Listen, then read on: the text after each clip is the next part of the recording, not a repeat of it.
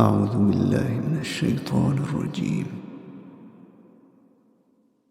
بسم الله الرحمن الرحيم.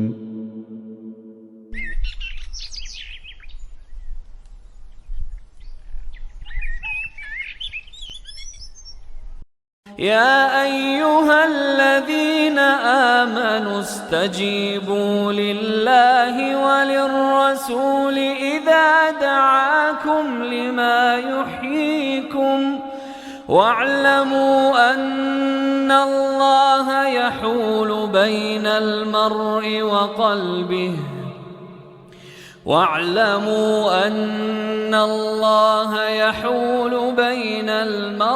وقلبه وأنه إليه تحشرون واتقوا فتنة لا تصيبن الذين ظلموا منكم خاصة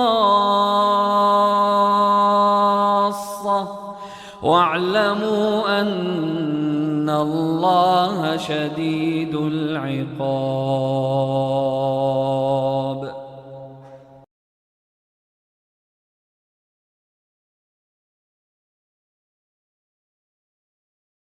السلام علیکم ورحمۃ اللہ وبرکاتہ.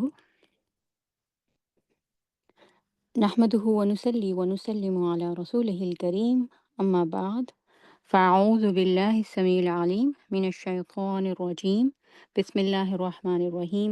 رب اشرح لي صدري ويسر لي امري واحلل عقدة من لساني يفقهوا قولي. اللهم إني نسألك علما نافعا وعملا متقبلا ورزقا طيبا. لا إله إلا أنت سبحانك إني كنت من الظالمين.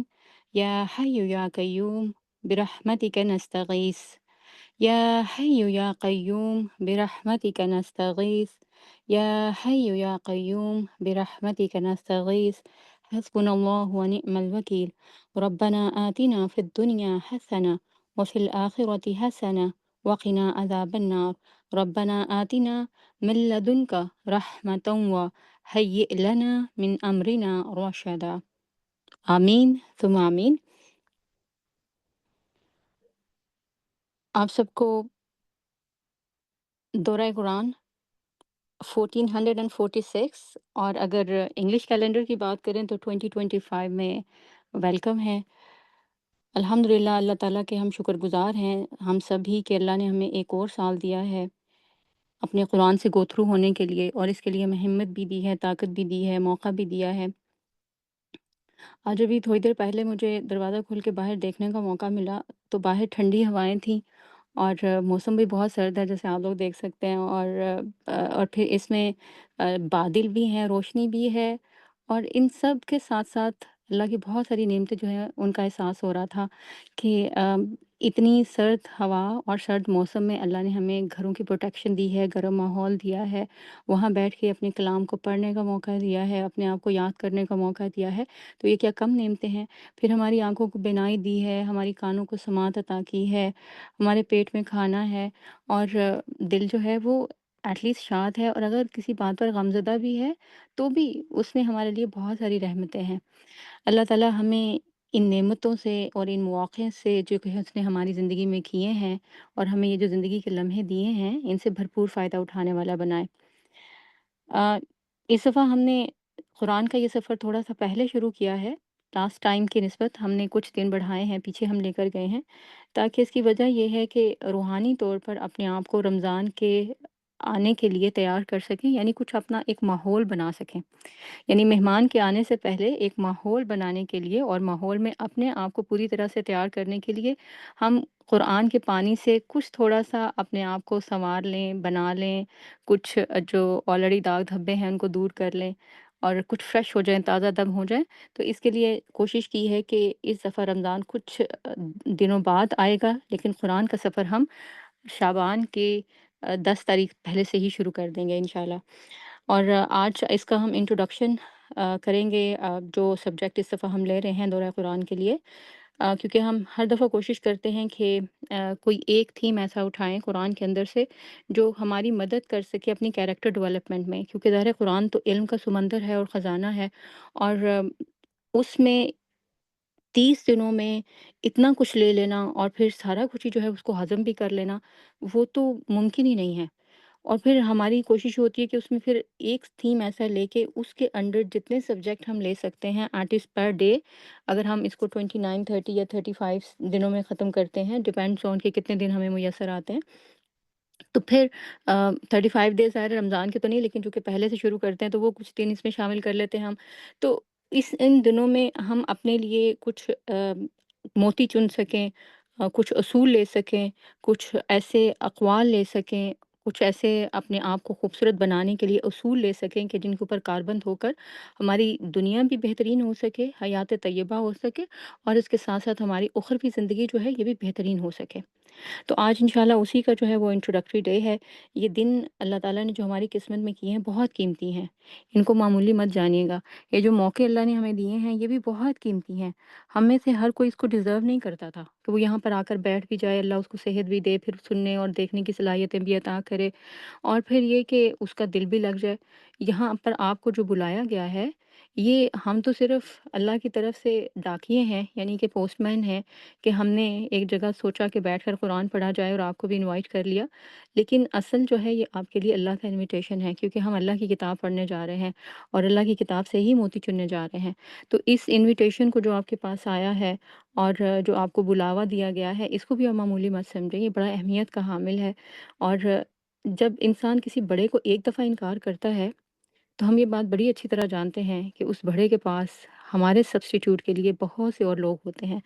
تو لہٰذا اللہ تعالیٰ اس سے پہلے کہ ہماری جگہ دوسروں کو چنے اور ہماری جگہ دوسروں کو دے دے، ہماری سیٹس دوسروں کو دے دے، ہمارے نام پہ آنے والے جو انعامات اور جو برکتیں اس میں رکھی ہیں وہ کسی دوسرے کی طرف چلی جائیں، ہم اپنے آپ کو اس قابل بنائیں اور اللہ سے دعا کریں، توفیق مانگیں کہ وہ ہمیں ہمت بھی دے، طاقت بھی دے، حوصلہ بھی دے، اور جو موقع اس نے دیا اس سے فائدہ اٹھانے کے لیے بھرپور ہمیں ہمارے دل کے اندر سے وہ نیتیں بھی دے، وہ شعور بھی دے، تاکہ ہم جو بھی ہمیں مل رہا ہے محبتوں میں اللہ تعالیٰ کی طرف سے آنے والی جو ہے اور نعمتوں میں، برکتوں میں اپنا پورا حصہ جو ہے وہ لے سکیں۔ الحمدللہ، اللہ کے نام کے ساتھ آگے بڑھتے ہیں۔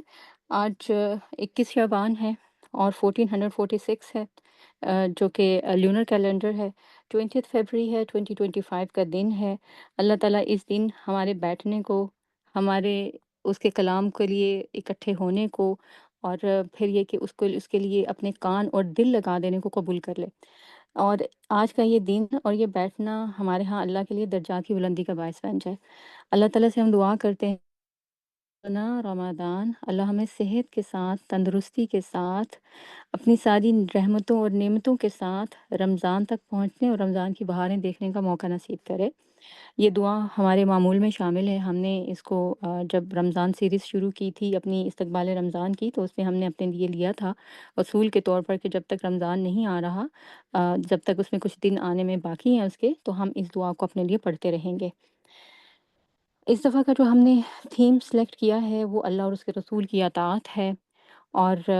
آپ نے فلائر میں دیکھا ہوگا کہ آیت جو ہے وہ سورہ آل عمران کی ہے، آیت نمبر 132، اور اس میں اللہ تعالیٰ ارشاد فرماتے ہیں کہ وَأَطِیعُوا اللَّهَ وَالرَّسُولَ لَعَلَّکُمْ تُرْحَمُونَ، اللہ اور اس کے رسول کی اطاعت کرو، توقع ہے کہ تم پر رحم کیا جائے گا۔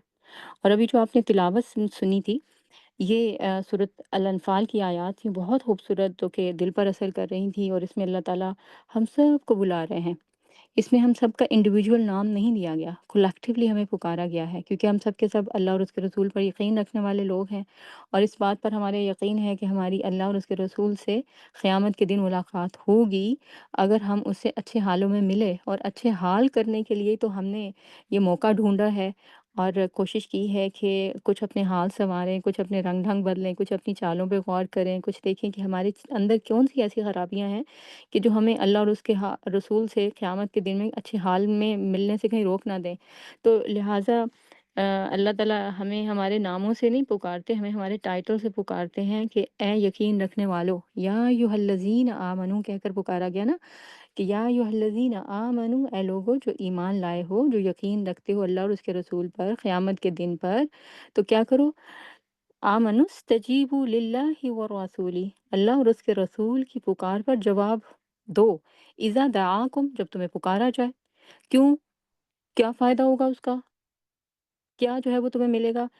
لما یحییکم، تاکہ تمہیں زندگی دی جائے، وعلموا، اور جان رکھو کہ ان اللہ، بے شک اللہ تعالیٰ، یحول بین المرء، حائل ہے انسان کے یا آدمی کے، وقلبہ، اور اس کے دل کے، وانہ الیہ تحشرون، اور اسی کی طرف تم سب حشر کیے جاؤ گے، اسی کی طرف تم سب پلٹائے جاؤ گے یا جمع کیے جاؤ گے۔ تو ان آیات کے اندر اللہ تعالیٰ نے ہمیں بلا کر کچھ تحفوں کا، کچھ انعامات کا کچھ ذکر کیا ہے، اور جو اصل بات ہے وہ ہے اطاعت کی، اور پھر ساتھ میں یہ بھی کہا ہے کہ اگر اللہ کی طرف نہیں پلٹو گے نا، تو اس میں مصیبت تمہیں ہی پیش آئے گی، پرابلم کسی اور کو نہیں، اس کا سامنا تمہیں خود کرنا پڑے گا۔ واتقوا، ڈر جاؤ اس بات سے، فتنۃ اللہ تصیبن، کہ اس فتنے سے جو کہ پہنچے گا الذین ظلموا، وہ جنہوں نے ظلم کیا، یعنی اللہ کی بات نہ مانی۔ جب اللہ تعالیٰ نے پکارا یا اللہ کے رسول نے کوئی حکم دیا تو منہ موڑ کر اپنی ہی دنیا بنانے کی طرف چلے گئے۔ منکم خاصہ، خاص طور پر ان لوگوں کے لیے، اور صرف انہیں تک صرف محدود نہیں رہے گی، بلکہ کیونکہ ظاہر ہے جب کوئی گناہ کرتا ہے تو اس کا ایک ریپل ایفیکٹ ہوتا ہے، اور جتنا کوئی بڑا ہوگا اور وہ گناہ کرے گا، جتنا کوئی انفلوئنشل ہوگا وہ گناہ کرے گا، جتنا کوئی خوبصورت ہوگا وہ گناہ کرے گا، وہ گناہ اتنا ہی زیادہ انفلوئنشل ہوگا، اتنا ہی زیادہ لوگوں کو متاثر کرنے والا ہوگا، اتنا ہی لوگوں کے لیے اٹریکٹیو اور خوبصورت ہو جائے گا۔ تو صرف انہی لوگوں تک وہ پھر بدصورتیاں نہیں رہتی، انہی لوگوں تک صرف اللہ اور اس کے رسول کی نافرمانی نہیں رہ جاتی، جو کہ واقعی ظلم کرتے ہیں اور اللہ اور اس کے رسول کی پکار پر لبیک نہیں کہتے، تو بلکہ ان کے بعد والے بھی، ان کے خاندان والے، ان کے بچے، ان کی فیملیز، ان کے دوست سرکل پورا کا پورا اس کے ایفیکٹ میں آتا ہے۔ تو اس لیے اللہ تعالیٰ کیا کہتے ہیں؟ وَعَلَمُوا أَنَّ اللَّهَ، اور یاد رکھو کہ اللہ تعالیٰ بے بس نہیں ہے، شدید العقاب، سخت طریقے سے سزا دینے والا ہے۔ اور یہ جو آج کا دن ہے، اس میں ہم کوشش کریں گے کہ یہ جو ہم نے تھیم لیا ہے، جو ہم نے ایک مرکزی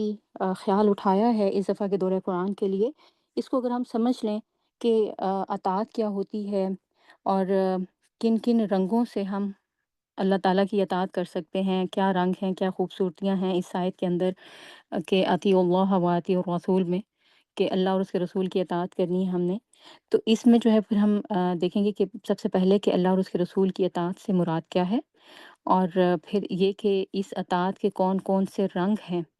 کس کس طریقے سے اطاعت کی جا سکتی ہے، کس کس کی جا سکتی ہے، اور پھر اس کے کیا کیا بینیفٹس ہیں، اور کس کس طریقے سے جو رحم ہے اللہ تعالیٰ کا وہ ہمارے ارد گرد ہے، اور ہم اس سے فائدہ بھی اٹھا رہے ہیں لیکن ہمیں اس کے بارے میں معلوم نہیں ہے۔ تو انشاءاللہ کچھ معلومات آج اس سلسلے میں ہم لیں گے، تاکہ آئندہ جب ہم قرآن کے اپنے سفر کو شروع کر سکیں تو ہمیں آسانی ہو، اور ہمیں پتہ چلے کہ ہم نے کیا اپنے لیے ٹارگٹ سیٹ کیا تھا، کون کون سے کام ہیں جو ہمیں کرنے ہیں، اور اللہ تعالیٰ ہمیں کس کس طریقے سے پکار رہے ہیں۔ اچھا، اطاعت کے لیے قرآن مجید میں اور بھی بہت سے الفاظ کا استعمال ہوا ہے، لیکن سب سے پہلے اگر ہم اس میں وَأَطِیعُوا اللہ میں دیکھیں نا، تو اس میں 3 لیٹرز ہیں، روٹ ورڈز، وہ کیا ہیں؟ تو، واو اور عین۔ اور طوعاً جو ہے وہ کہا جاتا ہے دل کی رضامندی سے یا پوری آمادگی سے کسی کام کو کرنا، اور جب انسان دل کی پوری رضامندی سے اور خوشی سے کوئی کام کرتا ہے تو اس کا مطلب یہ ہوتا ہے کہ اس کام میں کراہت نہیں ہوتی، ناپسندیدگی نہیں ہوتی، تنگی نہیں ہوتی، دل نہیں تنگ ہوتا اس میں، اور نفرت کے ساتھ نہیں انسان کرتا، اور پھر اس کے ساتھ ساتھ اس میں لاپرواہی بھی نہیں برتتا، بڑا کیئرفل ہو کے کام کرتا ہے، بڑا اٹینٹیو ہوتا ہے، اگر بات کو سنتا بھی ہے تو بہت توجہ کے ساتھ جو ہے وہ سنتا ہے۔ اور پھر اس میں جو اور الفاظ قرآن مجید میں آئے ہیں، ان میں ایک جو ہے وہ اتباع کا لفظ آیا ہے، تابعہ، اس کو ہم نے کئی مرتبہ پڑھا ہے، سمینا و اطعنا کی کلاس میں اسٹوڈنٹ خاص طور پر جانتے ہوں گے، اور اس کا معنی ہوتا ہے کسی کے پیچھے چلنا، اور یہ اطاعت سے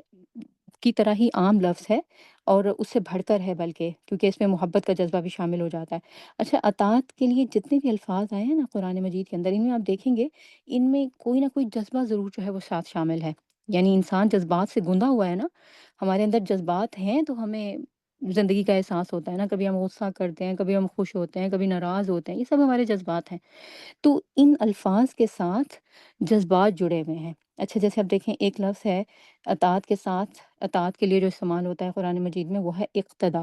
اور اس کا معنی ہے کسی کے پیچھے چلنا اور اس جیسا کام کرنا، اور انسان اس جیسا کام کب کرتا ہے؟ جب کسی سے امپریس ہوتا ہے یا پھر یہ کہ اس کو کسی سے محبت ہوتی ہے۔ اچھا اسی طرح اسوہ کا لفظ ہے،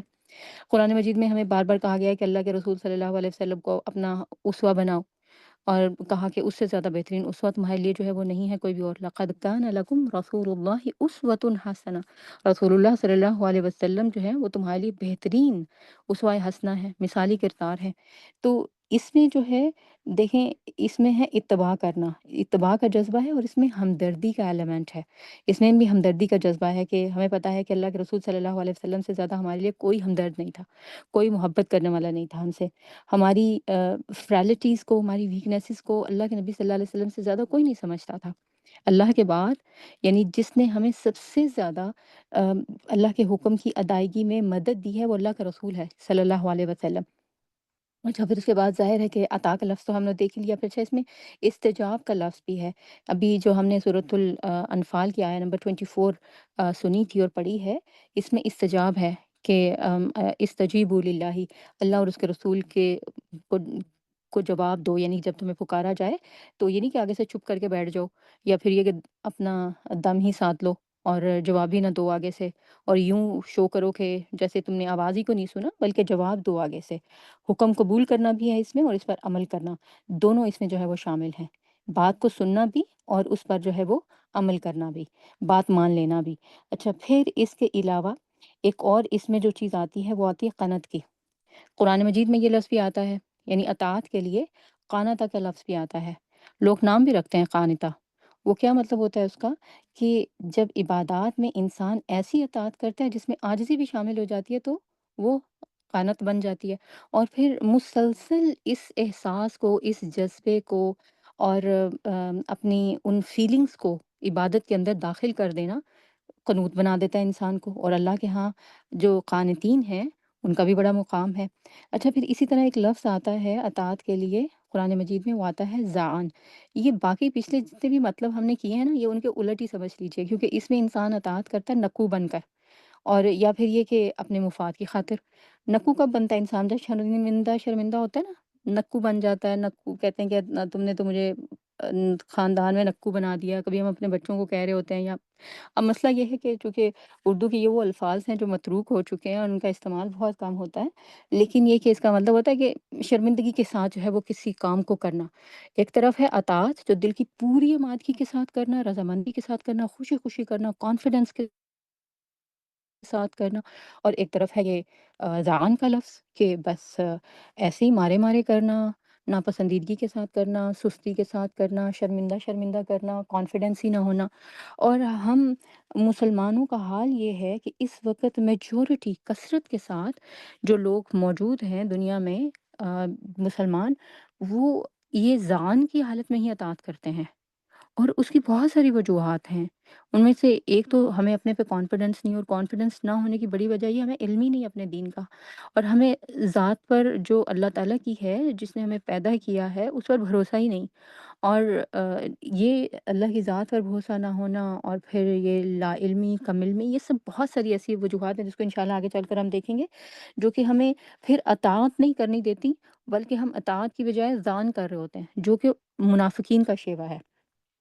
اچھا، تو جہاں جہاں قرآن مجید میں یہ الفاظ آئیں گے نا، تو آپ نے دھیان رکھنا ہے کہ اللہ تعالیٰ یہاں پر اب ہم سے کسی چیز کا مطالبہ کر رہے ہیں، اور وہ چیز کون سی ہے؟ اطاعت کی، اور وہ انہی رنگوں میں سے کوئی ایک رنگ ہوگا جس میں ہمیں کہا جا رہا ہوگا، کبھی استجیبو کہا جا رہا ہوگا، کبھی جو ہے وہ ہمیں اطاعت کی بات کی جا رہی ہوگی، کبھی ہمیں اقتدا کرنے کو کہا جا رہا ہوگا، کبھی ہمیں اسوہ کی بات کی جا رہی ہوگی، کبھی اتباع کرنے کو کہا جا رہا ہوگا۔ تو ان میں پھر ہم نے یہ دیکھنا ہے کہ ہم کس رنگ کو اس وقت اپنانے کے لیے تیار ہیں، اور اللہ تعالیٰ ہم سے کیا چاہ رہے ہیں، اور اس کو کرنے کے بعد پھر ہمیں فائدہ کیا ہوگا، کیونکہ آیت کے اینڈ میں اطیعوا اللہ والرسول لعلکم ترحمون ہے، کہ اللہ اور اس کے رسول کی اطاعت کرو تاکہ تم پر رحم کیا جائے، تو اب یہ رحم جو ہے یہ کیا ہوتا ہے؟ یہ کیا ہے؟ ہمارے ہاں جو رحم ہے اردو میں وہ تو انتہائی نیگیٹو میننگز میں استعمال ہوتا ہے نا، کسی پر ترس کھانا، ہمدردی کرنا، اور رحم اور ہمدرد اور ترس کھا کر کسی کو صدقہ دے دینا، انہی معنوں میں استعمال ہوتا ہے۔ لیکن قرآن مجید میں جب اللہ تعالیٰ رحم کے لفظ کو استعمال کرتے ہیں تو اس کا مطلب بالکل ٹوٹلی ڈفرینٹ ہو جاتا ہے، اور اس میں رحم کے اندر پھر پیار بھی ہے، محبت بھی ہے، شفقت بھی ہے، کیئر ہے، پروٹیکشن ہے۔ یہ رحم مادر سے یہ لفظ ہے۔ تو آپ دیکھیں گے جب بچہ ماں کے پیٹ میں ہوتا ہے، بڑی خوبصورت بات ہے یہ، جب بچہ ماں کے پیٹ میں ہوتا ہے تو وہ ماں سے کیا لے رہا ہوتا ہے؟ فوڈ بھی لے رہا ہوتا ہے، کیئر بھی لے رہا ہوتا ہے، پروٹیکشن بھی لے رہا ہوتا ہے، حالانکہ ماں کو نظر نہیں آ رہا ہوتا، لیکن مائیں جو پریگننٹ ہوتی ہیں ان کو بڑی اچھی طرح پتہ ہے کہ کیسے وہ اٹھنے بیٹھنے میں کیئر کرتی ہیں، کیسے کھانے پینے میں کیئر کرتی ہیں، کیسے کوئی چیز آ رہی ہو تو سب سے پہلے پیٹ پہ ہاتھ رکھتی ہیں، اور پیٹ کو جو ہے وہ بچانے کی کوشش کرتی ہیں، کہیں سلپ ہو جائیں تو سب سے پہلے خیال آتا ہے کہ کہیں بچے کو تو کچھ نہیں ہو گیا۔ تو ایز اے مدر ہم یہ باتیں جانتے ہیں کہ ہم ان فیلنگ سے گزرتے ہیں، لیکن اندر بچہ جو یہ سب لے رہا ہوتا ہے نا، یہ پیار، محبت، فوڈ، کیئر، پروٹیکشن، یہ سب اس کو کچھ پتہ نہیں ہوتا، وہ سب لے رہا ہے، وہ اپنی ضرورت کی جتنی چیزیں ہیں نا وہ لے رہا ہے، اور اس کو نہیں پتا کہ ماں اس کو وہ سب پرووائڈ کرنے کے لیے خود کن کن مراحل سے گزر رہی ہے، کیا کھا رہی ہے، کیا پی رہی ہے، کس طریقے سے راحت آرام اس کا سب متاثر ہوا ہوا ہے، بس بچہ لے رہا ہے اندر۔ اچھا، اور ہمارا بھی اللہ کے ساتھ یہی معاملہ ہے۔ ہم دیکھیں کہ اللہ تعالیٰ سے ہر وقت کچھ نہ کچھ لیتے ہی رہتے ہیں، اور ہمیں نہیں پتا کہ ہم کیا کیا لے رہے ہیں، ہم سانس لے رہے ہیں، ہم کھانا لے رہے ہیں، اللہ ہماری حفاظت کر رہا ہے، ہماری پروٹیکشن کر رہا ہے، ہمارے جسم کے ایک ایک عضو، جو ایک ایک جو ہمارا باڈی پارٹ ہے، اس کی پروٹیکشن کے لیے اللہ نے کئی کئی فرشتے جو ہے وہ ساتھ لگائے ہوئے ہیں، ہمیں نہیں پتا، ہم بس لیتے جا رہے ہیں لیتے جا رہے ہیں، ہمیں نہیں پتا اللہ تعالیٰ نے ہمیں انتظام کیا کچھ کیا ہوا ہے ہمارے لیے، ہماری حفاظت کے لیے، ہمارے آرام کے لیے، ہماری جو مختلف سینسز ہیں ان کو سیٹسفائی کرنے کے لیے، ہماری ایستھیٹک سینس، ہماری خوبصورتی کو دیکھ کر اس حص کو جو متاثر کرنے والی چیزیں ہیں وہ کیسے کیسے طریقے سے اللہ تعالیٰ ان کا ان کا انتظام کرتا ہے، پھر ان کو گرو کرتا ہے، پھر ان کو پروٹیکٹ کرتا ہے ہمارے لیے، اور ہم سب بس لے رہے ہوتے ہیں، بس لیتے ہی جا رہے ہوتے ہیں۔ تو اللہ تعالیٰ ہمیں یہ بتاتے ہیں لعلکم ترحمون، کہ تاکہ اللہ تمہیں جو ہے یہ تم پر رحم کرے، تمہیں بلایا جو ہے وہ اس لیے جا رہا ہے۔ اور جب آپ دیکھیں کہ اللہ تعالیٰ انسان کو ام، اس طرح سے یہ سب دے بھی رہے ہوتے ہیں، اور انسان اللہ سے جو ہے وہ بیگانہ ہو جاتا ہے اور اللہ کی طرف نہیں آتا، تو پھر اللہ تعالیٰ اس کو بڑی محبت سے پکارتے ہیں، اور کیا کہتے ہیں، حل اتی علی الانسان حین من الدہر، کہ کیا تم نے نہیں دیکھا انسان کو کہ وہ کس حالت میں رہا ہے، کیسے زمانے میں، لم یکن شیئا مذکورا، جب وہ کچھ بھی نہیں تھا۔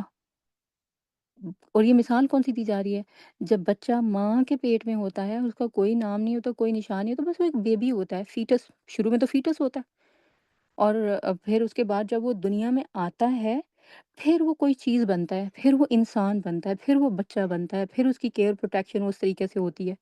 اور پھر اس کا نام، اسٹیٹس، پھر آہستہ آہستہ اس کو جو ہے وہ باقی چیزیں، نعمتیں، گروتھ، یہ سب کچھ ہے اس کو پہنچ رہا ہوتا ہے، مل رہا ہوتا ہے۔ تو ایک خاص عمر کو پہنچ کر وہ بچہ پھر ماں کو بھی پہچاننے لگتا ہے، اور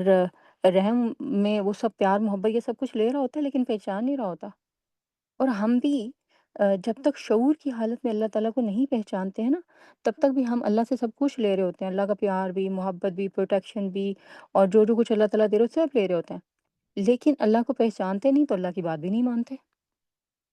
آج آپ دیکھیں کہ جو لوگ بچوں کی ٹریننگ کے لیے کہتے ہیں، یا یہ کہ بچوں کی تربیت کی بات کرتے ہیں، تو وہ کیا کہتے ہیں کہ پیرنٹس کا بچوں کے ساتھ بانڈ بننا بہت ضروری ہے، جب تک بانڈ نہیں بنتا بچے ماں باپ کی بات نہیں سنتے۔ بچوں کو کنٹرول کرنے کی بات نہ کریں، بچوں سے بانڈ بنانے کی بات کریں، ٹھیک ہے؟ اللہ تعالیٰ بھی ہم سے اپنا بانڈ بنانے کی بات کرتے ہیں۔ اطاعت کی بات دیکھیں اللہ نے یہاں پر کی ہے نا، تو کیا کہا، اطیعوا اللہ والرسول لعلکم ترحمون، اللہ تعالیٰ تو اللہ تعالیٰ ہے، کہتے کہ آؤ میری اور میرے رسول کی بات مانو، دیٹس اٹ، وہ تو ہائر اتھارٹی ہے، الٹیمیٹ اتھارٹی تو اللہ ہی کے پاس ہے نا۔ لیکن اللہ تعالیٰ نے بات یہاں پر ختم نہیں کر دی، بلکہ کیا کہا کہ آؤ اللہ اور اس کے رسول کی طرف، اللہ اور اس کے رسول کی اطاعت کرو تاکہ تم پر رحم کیا جائے۔ اللہ تعالیٰ انسینٹیوز دیتے ہیں، اللہ تعالیٰ جو ہے وہ بات کرتے ہیں، تو ہمیں اطاعت سے کیا ملتا ہے؟ زندگی ملتی ہے۔ ہمیں اطاعت سے کیا ملتا ہے؟ اللہ کا پیار ملتا ہے، اللہ کی محبت ملتی ہے، اور اللہ تعالیٰ کی طرف سے پروٹیکشن ملتی ہے، نعمتوں میں اضافہ ہوتا ہے، کئی اور جو ہے وہ ایسی چیزیں ہیں جو کہ ہم اللہ تعالیٰ سے پاتے ہیں۔ اسی آیت کے اندر یہی تھا نا کہ جو سورۃ الانفال کی کہ یا ایھا الذین آمنوا استجیبوا للہ ورسولہ اذا دعاکم لما یحییکم، تاکہ تمہیں زندگی دی جائے۔ ہم سمجھتے ہیں اللہ کی طرف آ گئے یا اللہ کے رسول کی بات مان لی تو بس ہماری تو زندگی کا مزہ ہی چلا جائے گا، لیکن اللہ تعالیٰ کہتے ہیں آؤ تمہیں پتہ چلے زندگی کا مزہ ہوتا کیا ہے۔ زندگی اس طریقے سے ملتی ہے، ان اصولوں کے تحت ملتی ہے۔ انسان جیتا تب ہے جب وہ کسی اصول، کسی قاعدے کا پابند ہوتا ہے، اور بہترین قاعدے اور اصول تو اللہ ہی کے ہیں، کیونکہ وہی کریٹر ہے انسان کا، وہی جانتا ہے اس میں کیا ویکنیسز ہیں۔ اور آگے آگے چل کر ہم دیکھیں گے انشاءاللہ کہ جب جب انسان کو علم نہیں ہوتا تو وہ اللہ کے ان حکموں کے اندر جو آسانیاں ہوتی ہیں ان سے بھی کیسے پھر محروم رہ جاتا ہے۔ ہم اپنے آپ کو جب علم سے محروم کرتے ہیں نا تو بہت ساری چیزوں میں، بہت ساری جگہوں پر ہم جو نقصان اٹھاتے ہیں ان میں سے ایک یہ بھی ہے کہ جو ہمیں آسانیاں مل رہی ہوتی ہیں یا مل سکتی ہیں، اپرچونٹیز جو ہوتی ہیں، وہ ان فیسلٹیز سے پھر ہم فائدہ نہیں اٹھاتے۔ اچھا، اور پھر یہ پھر ہم فتنوں کے دور میں جو ہیں تو ان سے بچنے کا ہمارے پاس یہی ایک طریقہ ہے کہ ہم اپنے آپ کو اللہ اور اس کے رسول کی اطاعت میں دے دیں۔ یہ بھی اس کا جو ہے بہت بڑا فائدہ ہے۔ تو درگویا اللہ کی اطاعت کا راستہ محبت الہی کا راستہ ہے، اور محبت کے اس راستے پہ چل کے ہمیں کیا ملتا ہے؟ اللہ کی رحمت۔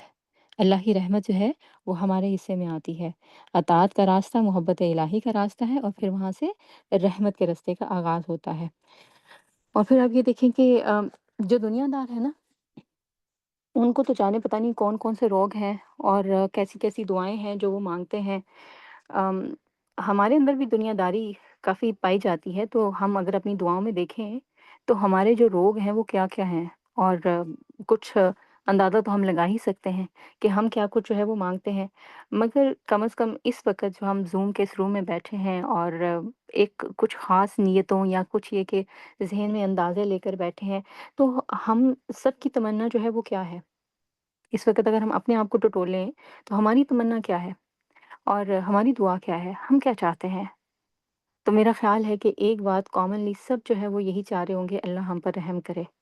اللہ ہم سے محبت کرے، اور اللہ ہمیں اپنا قرب عطا کرے، اللہ ہمیں اپنے قریب کر لے۔ اور اللہ تعالیٰ نے ہمیں اس کے لیے بہت ہی آسان طریقے بتائے ہیں، بہت ہی آسان طریقے سے سمجھا بھی دیا ہے۔ لوگ تو پتہ نہیں اللہ کے قرب کے لیے، اس کی رحمت کے لیے کہتے ہیں نا یہ وظیفہ کرو اور الٹے پاؤں پہ کھڑے ہو جاؤ، سیدھے پاؤں پہ کھڑے ہو جاؤ، آدھی ٹانگ پہ کھڑے ہو جاؤ، اور پتہ نہیں کبھی سر کے بل کھڑے ہو جاؤ، کبھی پانی میں کھڑے ہو جاؤ۔ بزرگوں کے قصے سنائے جاتے ہیں کہ انہوں نے جنگلوں میں 40 سال گزارے، اور کبھی درختوں کے پتوں پر گزارا کیا، اور کبھی پتہ نہیں کیا کھایا، اور کبھی کھایا اور کبھی نہ کھایا۔ تو پتہ نہیں کون کون سی کہانیاں، کس لیے؟ کہ کہیں اللہ کا قرب مل جائے، ولی اللہ بن جائے۔ اللہ تعالیٰ نے یہاں پر ہمیں ولی اللہ بننے کا اور اللہ کے قرب کا بڑا ہی آسان طریقہ بتا دیا ہے، اور وہ کیا کہا ہے؟ اطیعوا اللہ والرسول لعلکم ترحمون۔ اللہ اور اس کے رسول کی اطاعت کرو، دیکھنا تم پر رحم ہو جائے گا، دیکھنا اللہ تم سے محبت کرے گا، دیکھنا اللہ تم پہ رحم کرے گا، دیکھنا اللہ تمہیں اپنے قریب کر لے گا۔ اس رحم کے لفظ کے اندر یہ سارے ہی میننگ جو ہے وہ پائے جاتے ہیں۔ اور دیکھیں اللہ تعالیٰ نے ہمیں خود اپنے ہاتھوں سے بنایا۔ اللہ نے اپنی ساری مخلوق کے اندر جس مخلوق کو سب پر فوقیت دی ہے وہ انسان ہے۔ خلق الانسان،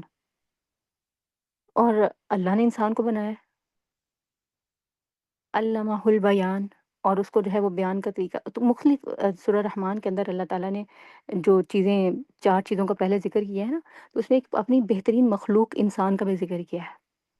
کہ اس کو اللہ نے مخلوقات میں سے سب سے بہترین بنایا۔ اسی لیے تو فرشتوں کو کہا اس کے سامنے سجدہ کرو، کہ یہ ایک ایسی مخلوق ہے جو کہ سب مخلوقات میں سے یونیک ہے۔ تو جس مخلوق کو اللہ نے اپنے ہاتھ سے بنایا ہو، کیا وہ اس مخلوق کو ناکام دیکھنا چاہے گا؟ کیا وہ اس کو پستی میں دیکھنا چاہے گا؟ کیا وہ اس کو تکلیف میں دیکھنا چاہے گا؟ وہ نہیں چاہے گا۔ اللہ ہم سے بہت محبت کرتے ہیں۔ ہم اللہ سے محبت کریں نہ کریں، جیسے بچہ ماں کے پیٹ میں ہوتا ہے تو ماں سے محبت نہیں کر رہا ہوتا، اس کو اس وقت صرف اپنی غرض کی اور اپنی ضرورت کی پرواہ ہوتی ہے۔ ماں محبت کر رہی ہوتی ہے بچے سے، اور اسی طرح ہم جو سب اللہ سے لے رہے ہیں تو ہمیں اللہ سے وہ محبت نہیں ہے جو اللہ کو ہم سے ہے۔ ہم اللہ کو سیریس نہیں لیتے، لیکن اللہ تعالیٰ ہمیں بہت سیریس لیتے ہیں، اور ہمیں ہمارے انجام کو، ہماری ذات کو، ہماری تکالیف کو، یہ سب اللہ کے لیے جو ہے وہ بہت سیریس ہے۔ اللہ تعالیٰ ان سب کے اوپر انسان کی بہت پرواہ کرتے ہیں، اور اسی لیے نتیجے کے دن وہ انسان کو شکست خوردہ نہیں دیکھنا چاہتے، کیا چاہتے ہیں کہ وہ کامیاب ہو۔ اسی کے لیے اللہ تعالیٰ نے انسان کو اصول اور قاعدے دیے ہیں، رولز دیے ہیں۔ یہ جو اطاعت کی بات کی جاتی ہے نا، تو ہم سمجھتے پتہ نہیں کون سے رولز ہیں، کون سے اصول ہیں، لیکن وہی اصول اگر کوئی غیر مسلم اپنا رہا ہو اور کوئی اس کے اوپر ریسرچ اور تحقیق آ جائے کہ یہ قرآن میں ہے، تو پھر کہتے ہیں ہاں ہاں ہاں ہاں ہاں، دیکھا دیکھا، اس کی وجہ اس کو قرآن سے اس نے سیکھا، مسلمانوں سے سیکھا، اور آدھی ترقی کر کے وہاں پہنچ گیا، اور بس اتنی سی اپریسیشن کر کے ہم ہٹ جاتے ہیں۔ حالانکہ وہ بہترین اصول ہیں، بہترین طریقے ہیں جو غیروں نے تو اپنائے ہیں، لیکن یہ کہ ہم نے ان کو چھوڑ دیا ہے کیونکہ ہم نے قرآن کو چھوڑ دیا ہے، ہم نے اللہ کی بات سننی چھوڑ دی ہے۔ تو جب ہم اللہ کی بات سنیں گے تو ہی ان رولز کو اپنائیں گے، اور اسی سے ہمارے اندر کانفیڈنس آئے گا۔ اور اسی لیے اللہ تعالیٰ خود بھی یہی چاہتے ہیں کہ ہم اللہ کی بات سنیں اور اپنے اپنے کردار پر کام کریں، اپنے آپ کو ڈیولپ کریں، اپنی پرسنالٹیز کو،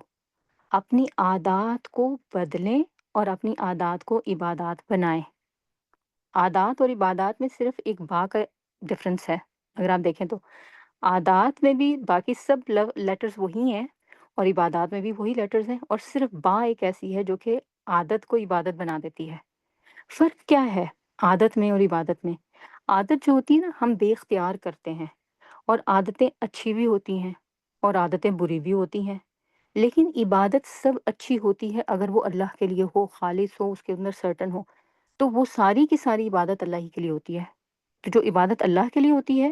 تو پھر اس کے اندر جو ہے وہ کیا آتا ہے، خوبصورتی آتی ہے، اس کے اندر انسان کا اعتماد، اس کی شخصیت، وہ سب جو ہے وہ ڈیولپ ہوتی ہیں۔ اور بری عادات سے چھٹکارا پانا، یہ بھی عبادت ہے۔ ہم عبادت سمجھتے ہیں نا، نماز، روزہ، حج، زکوٰۃ، وہ بھی عادت سے ڈیولپ ہوتی ہیں، اور شروع میں بچے کو وہ عادت ہی ڈالی جاتی ہے، پھر بعد میں اس کو جو ہے خود اپنے اوپر کام کرنا ہوتا ہے کہ اس میں میں نے شعور کیسے لانا ہے، اس میں میں نے جان کیسے ڈالنی ہے، اس میں اپنا دھیان کیسے لگانا ہے، اس میں خشوع کیسے اختیار کرنا ہے، اس میں کیسے میں نے اپنے حرکات سے بتانا ہے کہ مجھے اللہ سے محبت ہے۔ تو پھر وہ جو ہے وہ کیا بنتی ہے، پھر عبادت بنتی ہے۔ بچے کو شروع میں ہم کیا کہتے ہیں نا کہ ہم عادت ڈال رہے ہیں نماز کی، عبادت کی عادت بعد میں انسان اپنے آپ کو ڈالتا ہے۔ تو اسی طرح ہر بری عادت جو ہے، اس سے چھٹکارا پانا بھی کیا ہے، عبادت ہے،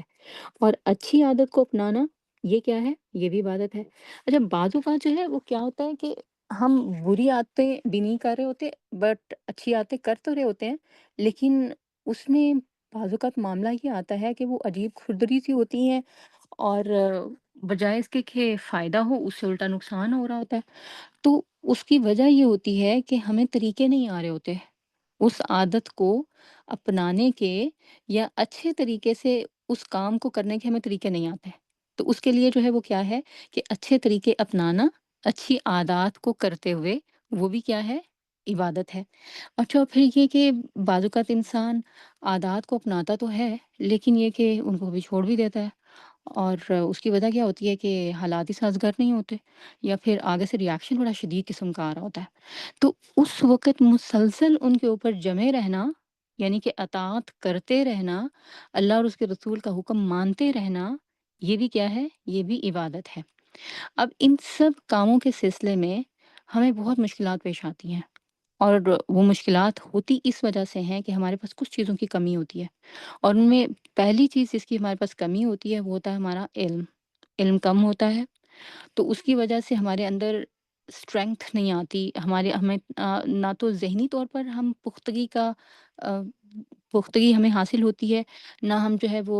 دلی طور پر آمادہ ہوتے ہیں، اور نہ ہی پورے اعتماد کے ساتھ جو ہے وہ کام کرتے ہیں۔ نتیجتاً کیا ہوتا ہے کہ ہم بے صبری کا مظاہرہ کر جاتے ہیں، پیچھے ہٹ جاتے ہیں، لیزی ہو جاتے ہیں، سست ہو کے بیٹھ جاتے ہیں، یا پھر سوچتے ہیں کہ کوئی اور طریقہ اختیار کر لیا جائے، کیا ہے آخر انسان اپنے آپ کو اتنا مصیبت میں ڈالے، اتنا مشقت میں ڈالے۔ تو وہاں پر جو ہے وہ کیا کرتے ہیں، بے صبری۔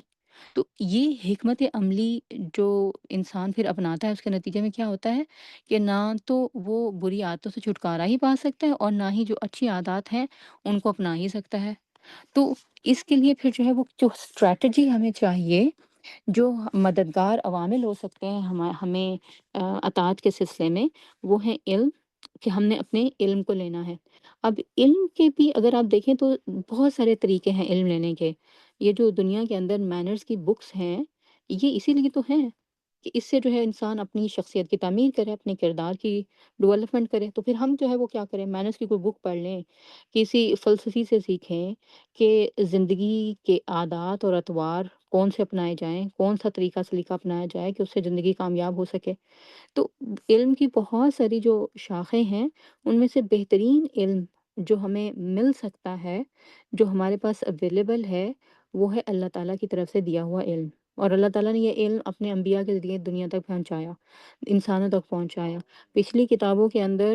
بہت ساری چیزیں بعد میں انسانوں نے خود بھی شامل کر دیں، اپنا فلسفہ، اپنی پولیٹکس، اپنے جو ہے وہ اقوال اور مختلف حالات اور ہسٹری کے واقعات، لیکن قرآن کو اللہ نے محفوظ رکھا ہے۔ یہ ایک ایسی کتاب ہے جس کی حفاظت کا ذمہ اللہ نے خود لیا ہے، تو لہٰذا یہ 1400 سال پہلے جیسے اتری، یہ پیور نالج، یہ علم کا یہ سر چشمہ جس کی حفاظت اللہ تعالیٰ خود کر رہے ہیں، یہ قیامت تک ایسے ہی محفوظ رہے گا۔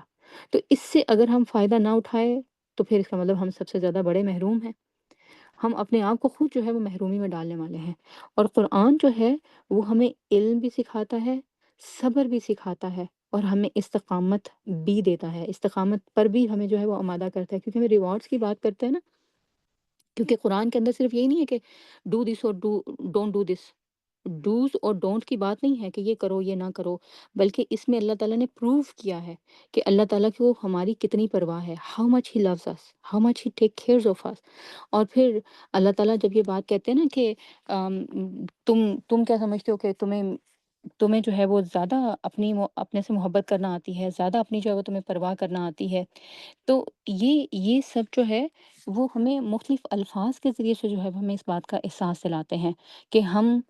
ہمیں اللہ کی کتنی زیادہ ضرورت ہے، اور اللہ تعالیٰ الٹیمیٹ اتھارٹی ہوتے ہوئے بھی ہم سے کتنی جو ہے وہ محبت کرتے ہیں، صرف حکم نہیں دیتے ہمیں، بلکہ اپنی رحمتوں کے انعام کا وعدہ بھی کرتے ہیں۔ اور سو بیوٹیفل کہ آپ دیکھیں کہ ایک طرف اللہ تعالیٰ جو ہے وہ اللہ تعالیٰ ہے، اور دوسری طرف ہم سے محبت کا، پیار کا، افیکشن کا، انسان کی ضرورت ہے، یہ سب چیزیں، پیار، محبت، افیکشن، یہ سب انسان کی ضرورت ہے، اس کا احساس بھی کرتے ہیں۔ اتنی بڑی ہستی یہ اتنے چھوٹے سے انسان کی ضرورت کا احساس کرے، کیونکہ اسے پتہ ہے کہ یہ انسان کی ضرورت ہے، پیار بھی، محبت بھی، توجہ بھی، افیکشن بھی، کیئر بھی، اور اگر یہ اسے نہیں ملے گی نا تو یہ مایوس ہو جائے گا، انسان مایوس ہو جاتا ہے، اکتا جاتا ہے، اس کو زندگی میں کوئی انٹرسٹ نہیں رہتا، اور پھر شیطان کے ہتھے چڑھ جاتا ہے۔ تو یہ پیار اور محبت، یہ لو اور یہ مرسی، اللہ تعالیٰ کو پتہ ہے کہ اگر اس کو صحیح جگہ سے نہیں ملی نا تو یہ اس کو غلط جگہ تلاش کرنے چلا جائے گا، اور وہاں سے جو ہے وہ لینا چاہے گا۔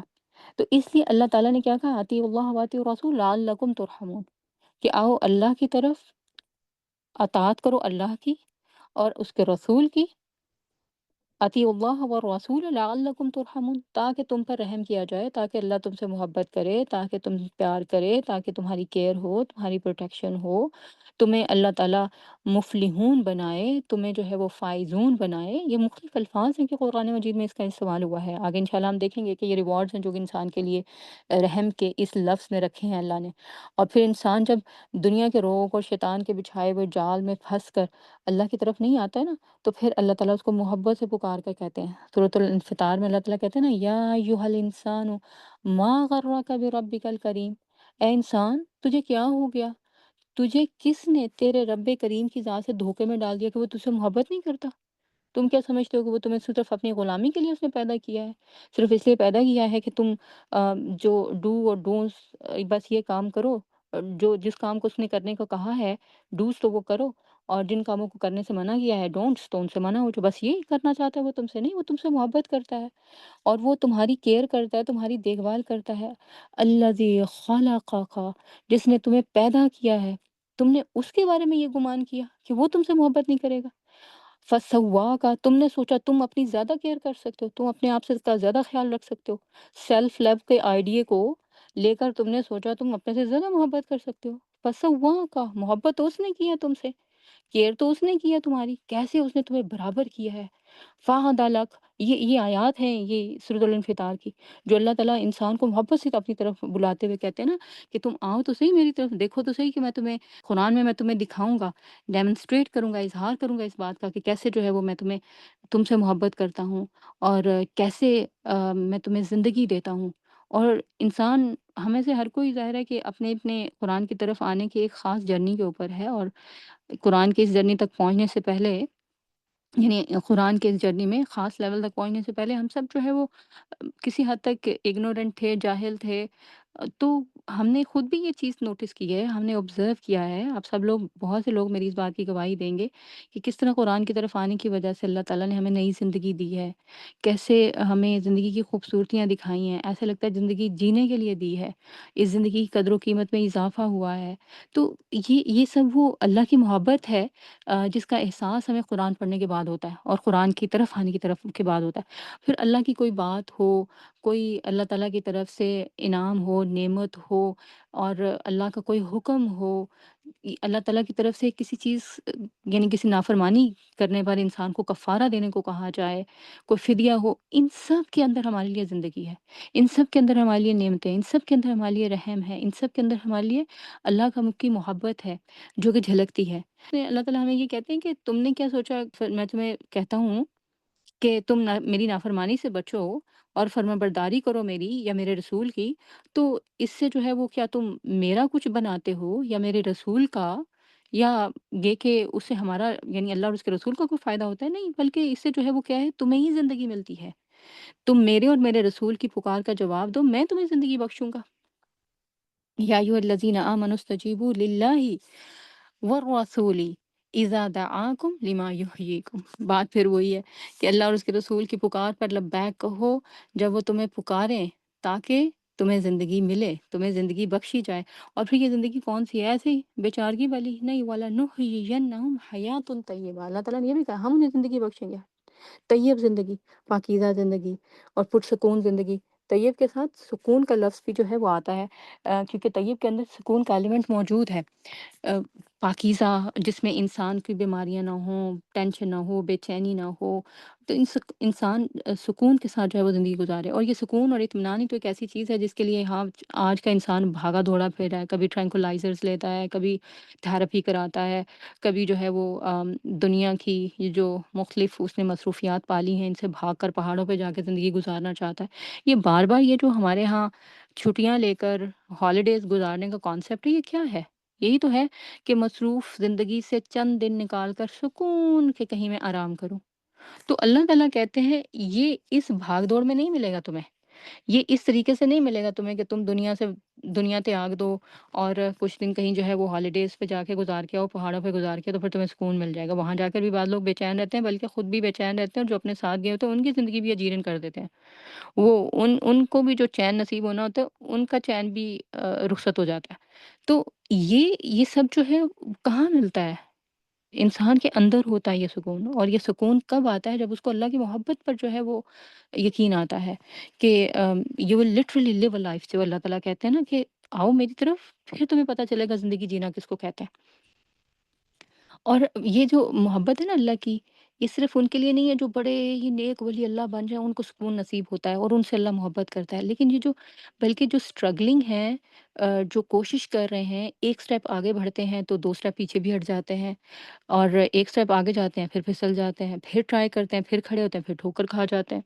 پھر اٹھتے ہیں، پھر گر جاتے ہیں، ان کے لیے بھی رحمت ہے، ان کے لیے بھی پیار ہے، اس میں، اس حکم میں ان کے لیے بھی محبت ہے۔ اور یہ سب ہمیں قرآن کے اس سفر میں نظر آئے گا کہ کیسے اللہ تعالیٰ ہم سے محبت کرتے ہیں، کیسے پیار کرتے ہیں، اور کیسے اللہ کے ان حکموں کو ماننے میں ہمارے لیے زندگی ہے اور زندگی کا مزہ ہے، اور ان کے لیے آگے بڑھنے کے مواقع ہیں، سب کے لیے ہیں۔ اور آپ دیکھیں، اگر ہم اسلام کی ہسٹری پہ نظر ڈالیں نا، حضرت خالد بن ولید اسلام کے 19 سال بعد اسلام قبول کرنے والے ہیں، 19 سال کفر کی حالت میں زندگی گزاری ہے، اللہ کے نبی صلی اللہ علیہ وسلم کے ساتھ جنگیں کی ہیں، اور ان کے لیے بھی اللہ کی محبت دیکھیں کہ ان کو جب اسلام کی دولت دی ہے اور اسلام کا جھنڈا انہوں نے اٹھایا ہے، تو پھر انہی کے ہاتھوں سے روم اور پرشین کی سلطنتیں جو ہیں ان کو لٹوا دیا۔ یہ خالد بن ولید کے بارے میں یہ جو عیسائی مورخین ہیں، یہ ویسٹرن رائٹرز جو ہیں، ہسٹورین جو لکھتے ہیں، وہ یہی کہتے ہیں کہ جو عرب ریولوشن تھی، ہم اس کو اسلام کہتے ہیں نا، کہ اللہ نے اسلام کا یہ کلمہ اس کے ذریعے سے ان لوگوں کا نام بلند کیا، وہ کہتے ہیں یہ عرب ریولوشن تھی۔ کہتے ہیں جی عرب ریولوشن کے نتیجے میں کیا ہوا کہ ایک پیگن کو، ایک بت پرست کو اللہ تعالیٰ نے، یا یہ کہ اس ریولوشن نے اٹھا کر کیا کیا کہ فارس اور روم کی سلطنتیں اٹھا دی، فارس اور روم کی سلطنتیں جو ہیں ان کو الٹ دیا، ان کو اکھاڑ دیا۔ اور ہم دیکھتے ہیں کہ اللہ تعالیٰ نے ان کو اسلام کے کلمے کی وجہ سے، وہ جو خالد بن ولید جیسا بت پرست تھا، اس کو اسلام کی دولت جب نصیب ہوئی ہے، تو اس کے ساتھ اللہ نے ایسی طاقت اس کو نصیب کی ہے کہ بڑی بڑی سلطنتیں جو ہیں وہ لڑ گئیں، اور آج بھی ان کا نام ہسٹری میں پڑھایا جاتا ہے، ان کی اسٹریٹجیز پڑھائی جاتی ہیں، جو جنگ کے میدان میں وار اسٹریٹجیز ہیں، ان میں ان کا نام ہے۔ اسی طرح عمر بن خطاب کو دیکھ لیں، اپنے بارے میں کیا کہتے ہوتے تھے کہ ایک دفعہ خطبہ دینے لگے تو خطبہ دینے کی بجائے یعنی کہ اللہ اور اس کے رسول کی بات کرنے کی بجائے کہنے لگے کہ عمر بن خطاب جو ہے وہ تو ایک شیپھرڈ تھا، ایک گدڑیا تھا، کہ اس کے پاس اپنی بھی جو ہے وہ بھیڑیں نہیں تھی، اپنے چچا کی بھیڑیں چرایا کرتا تھا۔ اور پھر کہنے لگے کہ یہ اسلام کا نام ہے جس کی وجہ سے اللہ نے ہمیں جو ہے وہ ایک دنیا پر حکمرانی دی ہے، اور یہ ایسا حکمران کہ 3 براعظموں پر، 3 کانٹیننٹس پر عمر علیہ السلام، عمر رضی اللہ عنہ، ان کی جو ہے وہ حکومت ہے، اور ان حضرت عمر رضی اللہ عنہ کی جو حکومت 3 براعظموں پر صرف نہیں ہے، بلکہ ان کے ہاتھ سے اللہ نے ایسے ایسے کام کروائے ہیں، ایسی ایسی اصلاحات جاری کروائی ہیں کہ آج بھی عمر لاز کے نام سے ماڈرن دنیا میں بہت سارے لوگ اس سے فائدہ اٹھا رہے ہیں۔ یہ جو سوشل سیکیورٹیز کے جتنے بینیفٹس کا سلسلہ ہے، بچوں کی پیدائش کے بعد اس کو کہنا کہ یہ گورنمنٹ کی ذمہ داری ہے کہ وہ بچے کا خرچہ اٹھائے، یہ پیرنٹس کی ذمہ داری نہیں ہے، یہ حضرت عمر رضی اللہ عنہ کا جاری کردہ رول تھا، اصول تھا اسلامی حکومت کے اندر۔ تو اس سے جو ہے ہمیں کیا پتہ چلتا ہے کہ دراصل اللہ تعالیٰ صرف انہی لوگوں کو نہیں جو بڑے ولی اللہ بن جائیں، ان کے ہاتھ پر جو ہے وہ پھر اپنی ان کے لیے محبت کا رستہ کھول دیتے ہیں، رحمت کا رستہ، جو اللہ کے راستے پہ چل پڑتا ہے نا، اطاعت کا رستہ اختیار کر لیتا ہے، اللہ تعالیٰ اس کو اپنی محبت سے اپنی طرف بلا لیتے ہیں، اور رحمت کا رستہ جو ہے اس کے لیے پھر کھول دیتے ہیں،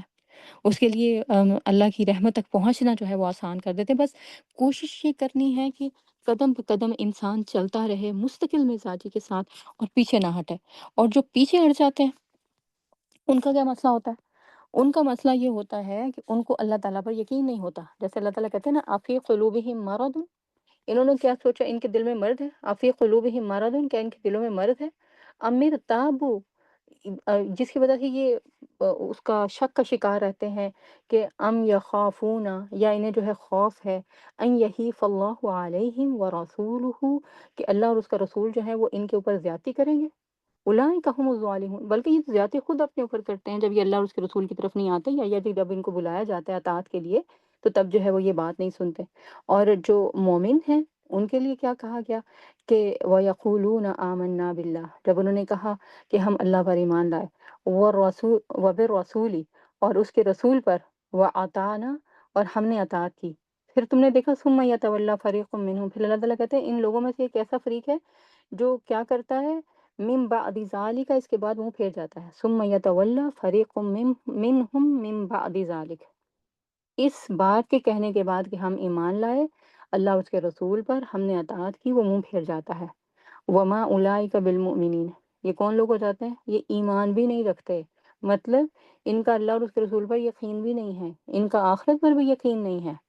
کہ ان کی اللہ سے ملاقات ہوگی اور اس وقت ان کا کیا حال ہوگا۔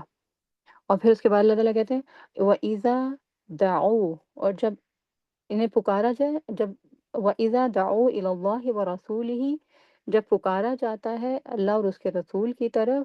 تاکہ لِيَحْكُمَ بَيْنَهُمْ، تاکہ ان کے درمیان فیصلہ کیا جائے،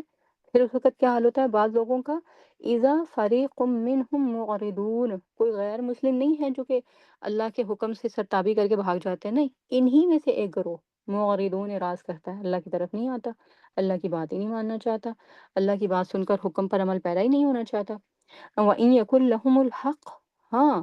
لیکن اگر کوئی فائدہ پہنچ رہا ہو اس حق سے ان کو، تو پھر کیا کہتے ہیں یَأْتُوا إِلَيْهِ مُذْعِنِينَ، تو پھر جو ہے وہ کیا کرتے ہیں اپنے مفاد کی خاطر پھر آ جاتے ہیں اس طرح اللہ کی طرف۔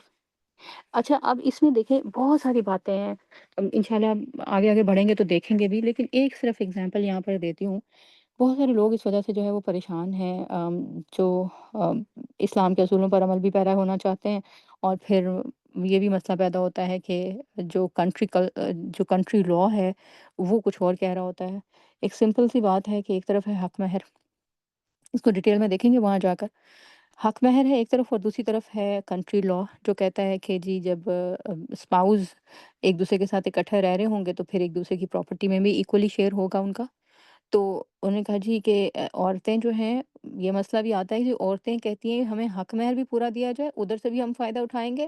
اور یہ کہ وہ تو ہمارا حق ہے، وہ تو ہمیں اللہ نے کہا ہے، اور پھر یہ کہ جتنا ہم چاہیں پھر وہ بھی ہمیں دیا جائے، اور پھر اس کے ساتھ ساتھ جو کنٹری لا ہے تو وہ تو ہماری پروٹیکشن کے لیے ہے۔ تو یہاں پر یہ کیا آ گیا، اپنے مفاد کے لیے جب بات ہے تو پھر جانا ہے اللہ کی طرف، لیکن جب اللہ کی بات ماننے کی بات آ رہی ہے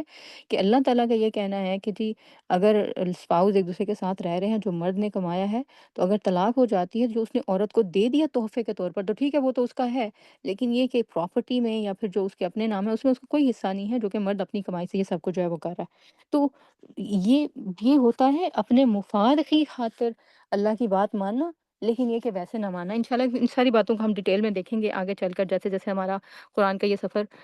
آگے بڑھے گا۔ ابھی تو میں صرف آپ کو کچھ ہائی لائٹس جو ہیں وہ دکھا رہی ہوں کہ کیسے انشاءاللہ ہم دیکھیں گے۔ اچھا، پھر اس کے بعد یہ کہ سورہ نور میں یہی چیز جو ہے وہ ہم نے، یہ سورہ نور ہی کی آیات ہیں جن میں ہم نے یہ باتیں جو ہے وہ دیکھی ہیں۔ ایک طرف ہیں وہ لوگ جو کہ فائزون ہیں اور مفلحون ہیں، اور دوسری طرف ہیں وہ لوگ جو کہ ظالمون ہیں، یا پھر وہ ہیں جو کہ مذنبین ہیں، اور آتے ہیں اللہ کی بات ماننے کی طرف، لیکن پھر کس طرح سے آتے ہیں کہ اپنے مفاد کی خاطر، یا پھر یہ کہ بات مانتے ہی نہیں۔ تو ان سب چیزوں سے نکلنے کا طریقہ کیا ہے؟ کیونکہ بعض اوقات ہم اپنی عادتوں کی غلامی کر رہے ہوتے ہیں، ہم کرنا نہیں چاہتے اللہ کی نافرمانی، بٹ عادتیں ایسی پڑی ہوتی ہیں، تو ہم عادتوں کے غلام بن جاتے ہیں، اور غلامی ہمیں کسی کی بھی پسند نہیں، چاہے وہ انسانوں کی ہو یا چاہے اپنی عادتوں کی ہو، کیونکہ ان عادتوں سے ہم خود بھی بعض اوقات تنگ ہو رہے ہوتے ہیں اور کہہ رہے ہوتے ہیں کہ میں اپنی اس عادت سے خود بہت تنگ ہوں، لیکن کیا کروں، پیچھے ہی نہیں چھڑا سکتی۔ تو اس وقت جو ہے وہ پھر کون ہماری مدد کرے، کہ کیا اسٹریٹجی ہو، کیسے آگے بڑھیں؟ تو اس سلسلے میں کیا ہے کہ قرآن ہماری مدد کرتا ہے۔ قرآن سے جب ہم آگے بڑھتے ہیں نا، قرآن سے علم لیتے ہیں اور قرآن کا ساتھ ہمیں نصیب ہوتا ہے، تو ہمیں جو ہے وہ معرفت ملتی ہے۔ معرفت کس کی ملتی ہے؟ اللہ تعالیٰ کی معرفت ملتی ہے۔ جیسے جیسے پڑھتے جاتے ہیں نا، اللہ کی محبت پہ یقین آتا جاتا ہے، اللہ تعالیٰ کے بارے میں جانتے جاتے ہیں، اللہ تعالیٰ سے پھر ہماری ایک ایموشنل اٹیچمنٹ ہوتی جاتی ہے، ایموشنل بانڈ بنتا جاتا ہے۔ یہ بہت ضروری ہے اطاعت کے لیے، ہمارا اللہ کو جاننا اور ایموشنل بانڈ بنانا اللہ سے بہت زیادہ ضروری ہے، کیونکہ جب تک ہم یہ بانڈ نہیں بناتے، جب تک اللہ سے ہمارا تعلق نہیں بنتا، تب تک ہم اللہ تعالیٰ کی بات نہیں مانتے۔ تو اگر ہم چاہتے ہیں کہ ہم اللہ کی بات مانیں، اور میرا سب کے بارے میں حسن گمان ہے جو اس روم میں زوم کے بیٹھے ہوئے ہیں، یا پھر یہ جو بھی اور مومنین ہیں قرآن کو پڑھتے ہیں، کہ وہ اللہ کی بات ماننا چاہتے ہیں، اللہ کی عبادت بھی کرنا چاہتے ہیں، اور اللہ کی اطاعت بھی کرنا چاہتے ہیں، اور اللہ سے محبت بھی کرنا چاہتے ہیں، لیکن اس میں پھر جو ہے وہ ہمیں صحیح معنوں میں کامیابی نہیں ہوتی۔ ہم گر پڑتے ہیں، بار بار پھسل جاتے ہیں، پھر پیچھے ہٹ جاتے ہیں، پھر شیطان ہمیں مایوس کر دیتا ہے کہ نہیں تم نہیں کچھ کر سکتی۔ تو اس کے لیے ضروری کیا ہے کہ ہم اللہ تعالیٰ سے اپنی ایموشنل اٹیچمنٹ بنائیں، اللہ سے اپنا جذباتی رشتہ بنائیں۔ اگر اطاعت کرنی ہے نا، پھر جذباتی تو ہونا پڑے گا، پھر اللہ کے معاملے میں جذباتی تو ہونا پڑے گا، اور ایموشنل ریلیشن شپ بنانا پڑے گا، ایموشنل اٹیچمنٹ کرنا پڑے گی اللہ سے۔ اور یہ آتی کب ہے؟ جب ہمیں اللہ سے تعارف حاصل ہوتا ہے قرآن کے ذریعے، اور قرآن سے ہمیں اللہ کی معرفت ملتی ہے، اور ہمیں پتہ چلتا ہے کہ جو ہمارا کریٹر ہے، ہمارا خالق ہے، اس نے کیا کیا عجائبات تخلیق کی ہیں، wonders of creature, wonder of creations, اور جو مخلوقات ہیں ان کی کیا کیا حیران کن چیزیں ہیں، اور وہ بنانے والا کون ہے؟ اللہ۔ تو ہم اللہ تعالیٰ سے امپریس ہوتے جاتے ہیں، امپریس ہوتے ہیں اللہ سے، اور اللہ کی معرفت حاصل ہوتی ہے تو اللہ کے قریب ہوتے چلے جاتے ہیں، اور پھر یہی قربت ہمیں اطاعت کی طرف ابھارتی ہے، کیونکہ پھر ہم جب اللہ کے قریب ہوتے ہیں نا، وہ قربت کا احساس اتنا قوی ہوتا ہے، اتنا شدید ہوتا ہے کہ اللہ سے دور جانا پھر ہمیں گوارا نہیں ہوتا، اور اگر دور چلے جائے نا تو انسان پھر واپس آنے کی کوشش کرتا ہے، پھر روتا ہے، پھر معافی مانگتا ہے، پھر تڑپتا ہے، اور پھر اللہ تعالیٰ اس کو اپنے قریب کر لیتے ہیں۔ اور اس میں پھر انسان کو بعض اوقات کیا ہوتا ہے کہ اللہ کا حکم ماننے میں نا مشکل بھی آ رہی ہوتی ہے، مشکلات کے باوجود پھر جو ہے وہ ہم اللہ کی بات مانتے ہیں، پھر اطاعت کی طرف آتے ہیں، اور اس کے پیچھے ہوتا کیا ہے؟ یہی محبت اور اللہ کی معرفت، یہ کار فرما ہوتی ہے۔ تو اطاعت کے راستے میں آنے والی جو مشکلات ہیں نا، یہ بھی دراصل اللہ کی محبت اور رحمت ہی کا ایک رنگ ہوتی ہیں۔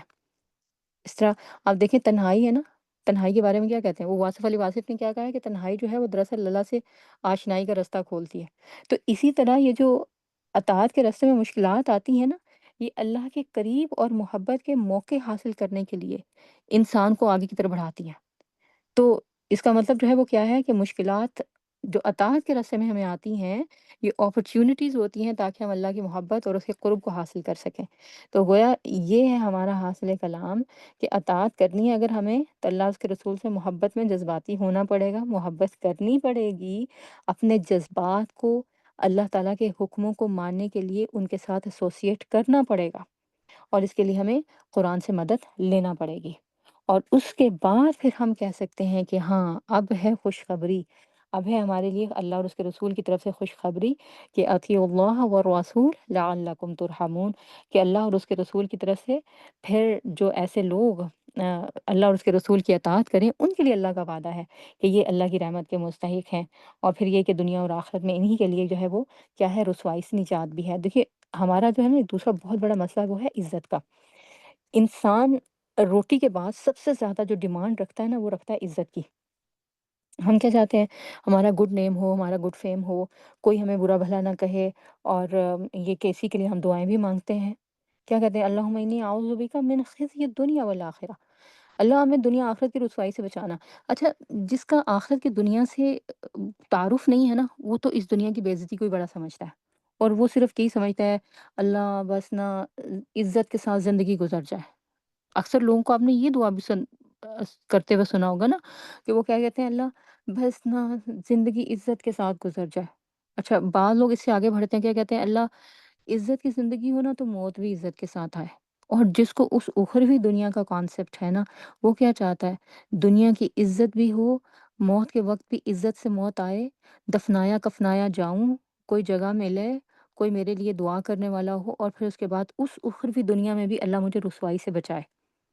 تو جن کو تو اس کا تعارف ہے نا، پھر وہ مانگتے ہیں اللہ سے اس اخروی دنیا میں بھی عزت کا مقام۔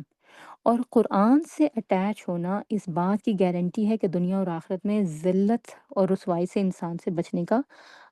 انسان کو دنیا اور آخرت میں ذلت سے بچنے کا موقع ملے گا۔ یعنی دنیا میں بھی ایسے لوگوں کی عزت ہے اور آخرت میں بھی، لیکن یہ کن لوگوں کے لیے ہے؟ وہ جو صرف قرآن پڑھتے رہیں، قرآن پڑھ پڑھ کے ہر سال تلاوتیں کر کر کے دو دو تین تین جمع کرتے رہیں، یا پھر اِیصال ثواب کے لیے ایک دوسرے کو ادھر ادھر بانٹتے رہیں، ان کے لیے ہے؟ نہیں، یہ وہ ہیں جو قرآن کو پڑھیں، اس کے ساتھ اٹیچ بھی ہوں، اس کو سمجھیں بھی، پھر اس کے مطابق زندگی گزاریں، اور جو اس کے برعکس زندگی گزارے وہ ڈرے پھر، کیونکہ اب اس کا حال یہ ہوگا، اس کو عزت نہیں نصیب ہوگی۔ دنیا میں بھی اللہ ایسے لوگوں کی عزت نہیں رکھتا۔ آج آپ دیکھیں سوشل میڈیا میں جو لوگوں کے سیکرٹس باہر آتے ہیں، کوئی ان کو تھپڑ مار رہا ہے، وہ کسی اور کو تھپڑ مار رہے ہیں، یعنی بڑے عزت دار تھے، لیکن اللہ منٹوں میں عزتیں پامال کر کے انسانوں کے سامنے رکھ دیتا ہے کہ یہ لو، تم نے میرے ساتھ کی، میری کتاب کی عزت نہیں رکھی، تمہاری عزت بھی نہیں ہے۔ تو عزتیں محفوظ کن کی رہتی ہیں؟ جو اللہ اور اس کے رسول کی عزت کرتے ہیں۔ اور اللہ اور اس کے رسول کی عزت کرنے سے مراد کیا ہے؟ اللہ کی کتاب پڑھی، اس کو سمجھا، پھر اس کے اوپر جو ہے وہ عمل کرنے کے لیے کوششیں شروع کر دیں، اور پھر اللہ سے یہ دعا اور درخواست کہ اللہ دنیا میں بھی عزت رکھے، اللہ آخرت میں بھی عزت رکھے، اللہ دنیا آخرت کی رسوائی سے جو ہے وہ بچائے۔ ورنہ یہ جو کچھ ہو رہا ہے نا، یہ ہماری آنکھیں کھولنے کے لیے کافی ہے۔ اطاعت کے بغیر عزت نہیں ملے گی، اس بات کو قرآن کی طرف آنے والے یا مسلمان جتنی جلدی سمجھ لیں گے اتنا ہی ان کے لیے بہتر ہے۔ وہ اقبال نے کہا تھا نا، وہ معزز سے زمانے میں مسلمان ہو کر، اور تم خوار ہوئے تارک قرآن ہو کر۔ وہ پچھلے ہمارے جو قرون اولیٰ کے مسلمان تھے، وہ اس وجہ سے کہ وہ قرآن کی طرف آئے، انہوں نے قرآن کی عزت کی، قرآن کو سنا، سمجھا، مانا، اس پر عمل کیا، اطاعت کی اللہ کی، اس کے رسول کی، اس لیے ان کو عزتیں ملی۔ اور مسلمانوں کا حال کیا ہے؟ یہ اقبال نے کہا تھا پچھلی صدی میں، اور آج اس کے بعد ایک صدی اور گزر چکی ہے،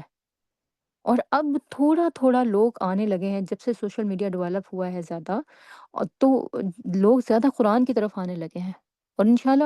جب قرآن کو پکڑ لیں گے تو اللہ تعالیٰ ان کو پھر عزت دے دے گا، دوبارہ اس ذلت کے مقام سے نکال دے گا جس میں آج مسلمان جو ہے مبتلا ہے، کہ دوسرے لوگ، دوسرے ملک ان کے بارے میں فیصلہ کرتے ہیں کہ یہ اس ملک میں رہیں گے یا نہیں کریں گے، نہیں رہیں گے۔ آج دیکھیں آپ، غزہ کے بارے میں کون ڈیسائیڈ کرا ہے؟ امریکہ ڈیسائیڈ کرا ہے، یہ 25 لاکھ لوگ یہاں سے نکل جائیں، ہم اس کو ری بلڈ کریں گے۔ تو یہ ہے کہ یہ خواری کیوں ہے؟ کیونکہ ہم اللہ اور اس کے رسول کی پکار پر لبیک نہیں کہتے۔ اور پھر اللہ تعالیٰ یہاں پر ہمیں بتا رہے ہیں کون ہے مفلحون؟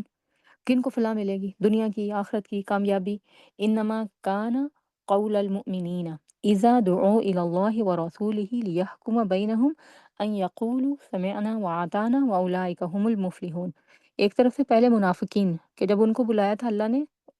کہ کہو اللہ اور اس کے رسول کی طرف تاکہ تمہارے درمیان فیصلہ کرے، تو انہوں نے منہ موڑ لیا۔ انہوں نے کہا بہت مشکل ہے، کیسے کریں، ام، وغیرہ وغیرہ۔ یہاں پر اللہ تعالیٰ جو ہے وہ ہمیں کیا بتا رہے ہیں کہ اب ہے مومنین کی بات، کہ ان کو جب اللہ تعالیٰ نے بلایا اور ان کے بارے میں کہا کہ انما کان قول المؤمنین، اور مومنین کا قول وہ کیا تھا؟ وہ یہ ہے کہ جب وہ اذا دعوا الی اللہ ورسولہ، جب وہ بلائے جاتے ہیں اللہ اور اس کے رسول کی طرف، یا جب وہ بلائے جائیں اللہ اور اس کے رسول کی طرف، لیحکم بینہم، تاکہ اللہ اور اس کا رسول ان کے مقدمے کا فیصلہ کرے یا ان کے معاملے کا فیصلہ کرے، تو ان یقولوا، وہ کہتے ہیں یا وہ کہیں گے سمعنا واطعنا، کہ ہم نے سنا اور ہم نے اطاعت کی۔ اور پھر ایسے لوگوں کے لیے کیا ہے؟ واولئک هم المفلحون، یہ ہیں وہ لوگ جو فلاح پانے والے ہیں۔ دنیا آخرت کی کامیابی ان کے لیے ہے، دنیا آخرت میں عزت ان کے لیے ہے، دنیا آخرت میں رسوائی سے نجات ان کے لیے ہے۔ ہم دعا مانگتے ہیں اللہم استر عوراتی، اللہم استر عوراتی و آمن روعاتی، اللہ ہمیں مشکلات سے بچا، اور اللہ ہماری جو غلطیاں گناہ کر لیتے ہیں ہم، کمیاں کوتاہیاں، ان کا پردہ رکھ۔ تو اللہ تعالیٰ کہتے ہیں یہ کن کے لیے ہے؟ جو اللہ اور اس کے رسول کی طرف سے جب باتیں ان تک پہنچتی ہیں، اطاعت کے لیے حکم پہنچتے ہیں، وہ اس کو سنتے ہیں اور کہتے ہیں کہ ہم نے بات مان لی۔ اور پھر اللہ تعالیٰ کہتے ہیں وَمَن یُطِعِ اللَّهَ وَرَسُولَهُ، جو اطاعت کرے اللہ کی، ورسولہ اور اس کے رسول کی، وَيَخْشَ اللَّهَ اور اللہ سے ڈرے، وَيَتَّقِهِ، ایک بات یہ اللہ کی خشیت اختیار کرے، اور پھر دوسری بات یہ کہ اللہ کی نافرمانی سے بچے۔ فَأُولَئِكَ هُمُ الْفَائِزُونَ، تو ایسے ہی وہ لوگ ہیں جو کہ کامیاب ہیں، ان کو اللہ تعالیٰ فائز کرتا ہے پھر کامیابی پر، ان کی سلیکشن کی جاتی ہے۔ تو کامیابی کا فارمولہ پتہ چل گیا، مفلحون ہونے کا فارمولہ بھی پتہ چل گیا۔ اچھا، اسی طرح اللہ کے رسول صلی اللہ علیہ وسلم کی نافرمانی سے کیا ملتا ہے، اس سے کیا نقصان ہوتا ہے؟ اللہ کے رسول صلی اللہ علیہ وسلم نے ارشاد فرمایا حدیث میں، آپ صلی اللہ علیہ وسلم کہتے ہیں کل امتی یدخلون الجنہ، میرے سارے امتی جنت میں داخل ہوں گے، الا من ابا، سوائے اس کے جس نے انکار کر دیا۔ ساری امت جنت میں جائے گی سوائے اس کے جس نے انکار کیا۔ تو صحابہ نے عرض کیا یا رسول اللہ صلی اللہ علیہ وسلم، انکار کون کرے گا؟ یعنی جنت میں جانے سے کون انکار کر سکتا ہے؟ تو اللہ کے رسول صلی اللہ علیہ وسلم نے فرمایا کہ ہیں کوئی ایسے بد قسمت، اور وہ کون ہے؟ کہا من اطاعنی دخل الجنہ، جس نے میری اطاعت کی وہ جنت میں داخل ہوگا، ومن عصانی، اور جس نے میری نافرمانی کی فقد ابا، تو اس نے جنت میں جانے سے انکار کر دیا۔ یعنی اتنی بڑی بات ہے یہ، جنت کو اللہ نے اپنی رحمت کہا ہے، تو جنت میں داخلہ کیسے ملے گا؟ پھر اللہ اور اس کے رسول کے اطاعت سے ہی ملے گا نا۔ تو دراصل یہ جو علم القرآن ہے نا، یہ اللہ کا وہ مینول انسٹرکشن ہے جو انسانی مشین کے لیے اللہ تعالیٰ نے بھیجا ہے۔ ہم سب انسان مشینیں ہیں، ہمارے اندر بہت سارے فنکشن ہیں جو کہ کام کر رہے ہیں۔ تو اس انسان کو اگر ہمیشہ زندہ رہنا ہے، اور اگر ہم یہ چاہتے ہیں کہ ہماری یہ جو مشین ہے یہ صحیح سے کام کرتی رہے، ایور لاسٹنگ ہو، لانگ لاسٹنگ ہو، ایور گرین رہے، اس پر جو ہے وہ کبھی زمانے کی آنچ نہ آئے، موت بھی اس کو ختم نہ کرے، تو اس کے لیے کیا ضروری ہے کہ یہ جس مینول فنکشن کے ساتھ بھیجی گئی ہے نا، انسٹرکشنز کے ساتھ، مینول انسٹرکشن کے ساتھ جس طرح بھیجی گئی ہے نا، اس کو اسی طریقے سے استعمال کیا جائے۔ یعنی ہم اپنی جب دوسرے سے بھی معاملات کر رہے ہوتے ہیں نا، تو ہم اپنی زندگی کو ہی لگا رہے ہوتے ہیں، اپنے جسم کو استعمال کر رہے ہوتے ہیں، اپنے وقت کو لگا رہے ہوتے ہیں، اپنے جذبات اس میں سمو رہے ہوتے ہیں، اور اگر وہ غلط طریقے سے کریں گے تو اس کا مطلب کہ اپنی زندگی کو اپنے ہاتھ سے آگ لگائیں گے۔ اور اگر اس کو اللہ اور اس کے رسول کے حکم کے مطابق کریں گے، قرآن کے مینول انسٹرکشنز کے مطابق کریں گے، تو پھر کیا ہوگا؟ ہمارا کھانا پینا، ہمارا اٹھنا بیٹھنا، ہماری شاپنگ، ہمارے دینے دلانے، سب کے سب جو ہے وہ کیا ہو جائیں گے؟ اللہ کے پسندیدہ ہو جائیں گے۔ اور اللہ کی اطاعت سے پھر ہوگا کیا اس سے؟ کہ یہ جو کھانا پینا اور یہ سب کچھ ہے اللہ کی اطاعت کے مطابق ہو جائے، پسند کے مطابق ہو جائے، تو اس سے ہماری کوالٹی آف لائف جو ہے یہ بڑھے گی۔ اور کوالٹی آف لائف بڑھنے کے ساتھ ساتھ اور کیا فائدہ ہوگا؟ ہماری یہ جو سوشل لائف ہے نا، اس میں ہمارے معاملات بہتر ہونے لگیں گے، اور پھر اس میں ان سوشل لائف یہ جو معاملات ہمارے دوسروں سے بہتر ہوں گے، دوسرے انسانوں کے ساتھ ہماری جو باؤنڈریز ہیں، جو کہ عموماً جس کو ہم کراس کر جاتے ہیں یا لوگ کراس کر جاتے ہیں، ان سے ہمیں جو ہے وہ نجات مل جائے گی، کیونکہ انسان دوسروں کی مجبوریاں سمجھنے لگ جاتا ہے جب اس کو اللہ کی کتاب کی سمجھ آنے لگتی ہے، انسان دوسرے کو لیٹ گو کرنے لگ جاتا ہے، انسان دوسرے کو مارجن دینے لگ جاتا ہے، تو ہمیں یہ سب کچھ کرنا جو ہے انشاءاللہ آ جائے گا، اور اس سے جو ہے وہ ہمیں مزید اللہ کی قربت حاصل ہوگی، اور ہمیں اللہ اور اس کے رسول کی اطاعت سے پھر کیا اور حاصل ہوگا؟ برکت بھی حاصل ہوگی۔ برکت جو ہے وہ دراصل کیا ہے، جو اسے کہتے ہیں فوق التوقع، انسان کو جتنی ایکسپیکٹیشنز ہوتی ہیں نا یا کسی چیز کی توقع ہوتی ہے، تو برکت اس میں اضافے کا نام ہے، اور جو برکت اب انسان کو حاصل ہوتی ہے تو اس میں پھر یہ بھی ہوتا ہے کہ بعض اوقات چیز کم ہوتی ہے، وہ بھی انسان کے لیے کفایت کر جاتی ہے، اور پھر یہ کہ مشکلات میں جب اضافہ ہوتا ہے انسان کی، تو پھر اس کے نتیجے میں کیا ہوتا ہے کہ انسان کی اسٹرینگتھ اور طاقت بھی جو ہے وہ بڑھتی ہے، تو گویا برکت کے ساتھ طاقت کا بھی جو ہے وہ ایلیمنٹ ہے، جیسے جیسے اللہ کی اطاعت انسان کرتا چلا جاتا ہے، اس کو برکت حاصل ہوتی چلی جاتی ہے، اس برکت کے نتیجے میں اس کے کام، اس کے معاملات، اس کی روٹین لائف، اس کے رشتوں میں جو ہے وہ برکت آنے لگتی ہے، اور اس سے انسان کو طاقت بھی ملتی چلی جاتی ہے، اور الٹیمیٹ فائدہ پھر کیا ہے؟ جنت کا حصول، کہ جنت جو ہے وہ پھر اس سے جو ہے وہ حاصل ہوتی ہے۔ اب اس سارے فائدوں میں ایک چیز ہماری جو ہے وہ دیکھنے والی ہے کہ اتنے فائدے ہوں جس چیز کے، پھر انسان اس کو نہ کرے اور نہ کر سکے، تو اس کی کیا وجوہات ہیں؟ اور کیسے انسان وہ جو اطاعت کی راہ میں حائل رکاوٹیں ہیں ان کو دور کرے، یہ جاننا بہت ضروری ہے۔ یہ قرآن کے سفر میں انشاءاللہ ہم آگے آگے دیکھیں گے کچھ پریکٹیکل سٹیپس بھی، لیکن یہاں کن چیزوں کی نشاندہی کرنا بہت ضروری ہے، ان ساری باتوں کی نشاندہی بہت ضروری ہے جو کہ اطاعت کے راستے میں ہماری رکاوٹ بن جاتی ہیں، ہمارے لیے رکاوٹ بن جاتی ہیں۔ ان میں پہلی چیز جو ہے وہ ہمارا نفس ہے، اور نفس جو ہے وہ انسان کو برائی کی طرف اکساتا ہی رہتا ہے، یہ نفس امارہ کی بات ہے۔ اس کو کمپنسیٹ کرنے کے لیے اللہ نے ہمارے ساتھ نفس لوامہ کا بھی ایلیمنٹ رکھا ہے، اور یہ کیا ہے؟ جس کو ہم کہتے ہیں اپنا ضمیر، یہ ہمیں مسلسل بتاتا رہتا ہے نہیں نہیں یہ غلط ہے، یہ نہیں یہ غلط ہے، گھڑی کی ٹک ٹک کی طرح اگر نفس امارہ میں بتاتا رہتا ہے نا، یہ کرو یہ کرو یہ کرو، یہ تمہیں اچھا لگ رہا ہے، یہ تمہیں برا لگ رہا ہے، اب ایسے بھی کیا جلدی، انسان کو تھوڑا آرام بھی کر لینا چاہیے، اپنا بھی کچھ خیال ہونا چاہیے، کہ دنیا میں ہم ہی رہ گئے ہیں، یہ سب نفس کی طرف سے آنے والے خیالات اور وساوس ہوتے ہیں، اور اس کو کاؤنٹر کرنے کے لیے اللہ نے ضمیر رکھا ہے ہمارے اندر، وہ ہمیں بتاتا رہتا ہے نہیں نہیں حق کی بات کرو، سچ کی بات کرو، ہر وقت آرام نہیں کرنا چاہیے، اس سے بھی انسان کی روح جو ہے وہ بیمار ہو جاتی ہے، انسان جسمانی لحاظ سے بھی مزید کاہل اور سست ہو جاتا ہے، بہت ساری اس کو بیماریاں لگ جاتی ہیں، تو کرنا کیا ضروری ہے کہ نفس امارہ کے مقابلے میں نفس لوامہ کو سننے کے لیے طاقت کہاں سے آئے گی؟ یہ ہم قرآن سے دیکھیں گے انشاءاللہ۔ پھر اچھا ایک اور ہمارا مسئلہ ہوتا ہے کم علمی، ہم کچھ چیزوں کے بارے میں لا علم ہوتے ہیں، وہ ہماری مشکل کو، اطاعت کی مشکل کو اور بڑھا دیتی ہیں۔ بے علمی، لا علمی اور کم علمی، ان کے نقصانات جو ہے وہ کیا ہوتے ہیں کہ اطاعت ہمارے لیے کرنا مشکل ہو جاتی ہے، ان چیزوں کے بارے میں ہم جانتے ہی نہیں ہوتے کہ ان کاموں کو کرنا ہے ہمیں۔ بہت سارے لوگوں کے بارے میں جب مجھے یہ پتا چلا کہ وہ ہماری پچھلی جنریشن کے ساتھ تعلق رکھتے تھے، اور ان کو یہی نہیں پتا تھا کہ جو غسل جنابت بھی کوئی چیز ہوتی ہے، اور کسی خاتون نے اپنا وہ قصہ بیان کیا کہ جب میری شادی ہوئی اور میں نے اپنی نند کو بتایا، اور وہ اس وقت پتہ نہیں کوئی 50-60 کی تھیں تو، اور انہوں نے جا کے آگے بات کی، تو انہوں نے یعنی اپنے گھر میں اپنے ہسبینڈ سے، تو انہوں نے کہا ایسے مولویوں کو تو جوتے پڑنے چاہیے جو ایسی باتیں کرتے ہیں، اور پھر اس کے بعد کہتی ہیں جب انہوں نے خود دین کو پڑھا تو کہا کہ مجھے تو شرمندگی کی ساری زندگی بھی یہ کام کرتے رہے، تو مطلب یہ کہ بعض اوقات لا علمی انسان کو اتنی بڑی مشکل میں ڈالتی ہے کہ انسان زندگی بھر جو ہے وہ اللہ کی نافرمانی کرتا رہتا ہے، اور اس دور کے لوگوں کی تو ایک مشکل یہ تھی کہ علم اتنا عام نہیں تھا جس طرح سے آج سوشل میڈیا پر عام ہے اور علم لینے کے ذرائع ہیں، لیکن ہمارے پاس جو ہے وہ کسی قسم کا کوئی ایکسکیوز وہ باقی نہیں ہے کہ ہم اپنے آپ کو علم سے بہرہ مند نہ کریں۔ اچھا پھر اس میں ایک اور آپ دیکھیں، مثال میں آپ کو دیتی ہوں کہ اکثر لوگ اس بات کی شکایت کرتے تھے کہ اگر ہم بچوں کو لینے جاتے ہیں تو نمازیں چھوٹ جاتی ہیں، تو پھر کیا ہم کار میں بیٹھ کے نمازیں پڑھ لیں؟ یا پھر یہ کہ وہاں پر اتریں اور اٹھ کے باہر جائے مت بچھائیں، پھر اور پھر ظاہر ہے کہ اگر آپ گاڑی میں بیٹھے ہوئے ہیں اور ایک لمبی قطار ہے تو باہر کہاں اتریں گے؟ کہاں؟ اور پھر بعض اوقات اگر بارش ہو رہی ہے، زمین بھی جو ہے وہ اس طرح سے کیچڑ زیادہ ہے اور جگہ نہیں ہے، تو پھر کہاں پہ جو ہے وہ بچھائیں گے؟ تو جائے نماز، تو اس میں ہمیں جمع بین الصلات کا نہیں پتہ تھا، جب علم حاصل کرتا ہے انسان تو پتہ چلتا ہے کہ اللہ تعالیٰ نے کتنی آسانی رکھی ہے۔ اللہ کے رسول صلی اللہ علیہ وسلم نے ہمیں جمع بین الصلاۃ کا طریقہ بھی بتایا۔ اب دیکھیں آپ صلی اللہ علیہ وسلم جب معراج پر گئے تو کتنی نمازیں فرض ہوئی تھیں پہلے؟ 50۔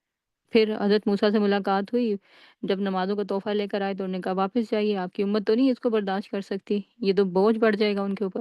آپ واپس گئے، اللہ تعالیٰ نے جو ہے وہ 5 کام کی، تو اس طرح سے ہوتے ہوتے وہ 5 رہ گئیں۔ جب 5 بھی ہو گئیں اور حضرت موسیٰ کے پاس سے دوبارہ سے ملاقات ہوئی، ان کے پاس سے گزرنے لگے تو انہوں نے کہا اب کتنی ہوگی؟ انہوں نے کہا 5۔ نے کہا واپس جائیں، ان کو بھی کم کروائیں۔ اور آپ صلی اللہ علیہ وسلم نے کہا نہیں، اب مجھے حیا آتی ہے، میں نہیں واپس جانے والا۔ تو اللہ تعالیٰ نے جو ہے وہ کہا کہ آپ کے لیے، آپ کی امت کے لیے 5 نمازیں جو ہیں یہ 50 نمازوں کے برابر ہو گئیں۔ اچھا، اب پھر اس کے بعد دیکھیں کہ مزید اس میں ہمارے لیے سہولت کیسے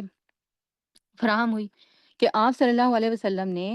ان 5 نمازوں کو 3 اوقات میں جمع کرنے کا طریقہ بتا دیا۔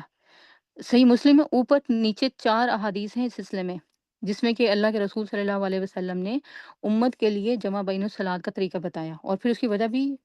جو صحابی اس کی روایت کرتے ہیں، عبداللہ ابن عباس، وہ کہتے ہیں کہ مدینہ شریف میں آپ صلی اللہ علیہ وسلم نے بغیر بیماری، بغیر خوف، بغیر بارش کے مدینہ میں ظہر اثر کی نماز اکٹھے پڑھائی۔ تو یہ جو ظہر اثر کی نمازیں اکٹھی کی آپ نے بغیر بیماری، بغیر خوف، بغیر بارش کا، مطلب مجبوری تو کوئی نہیں تھی۔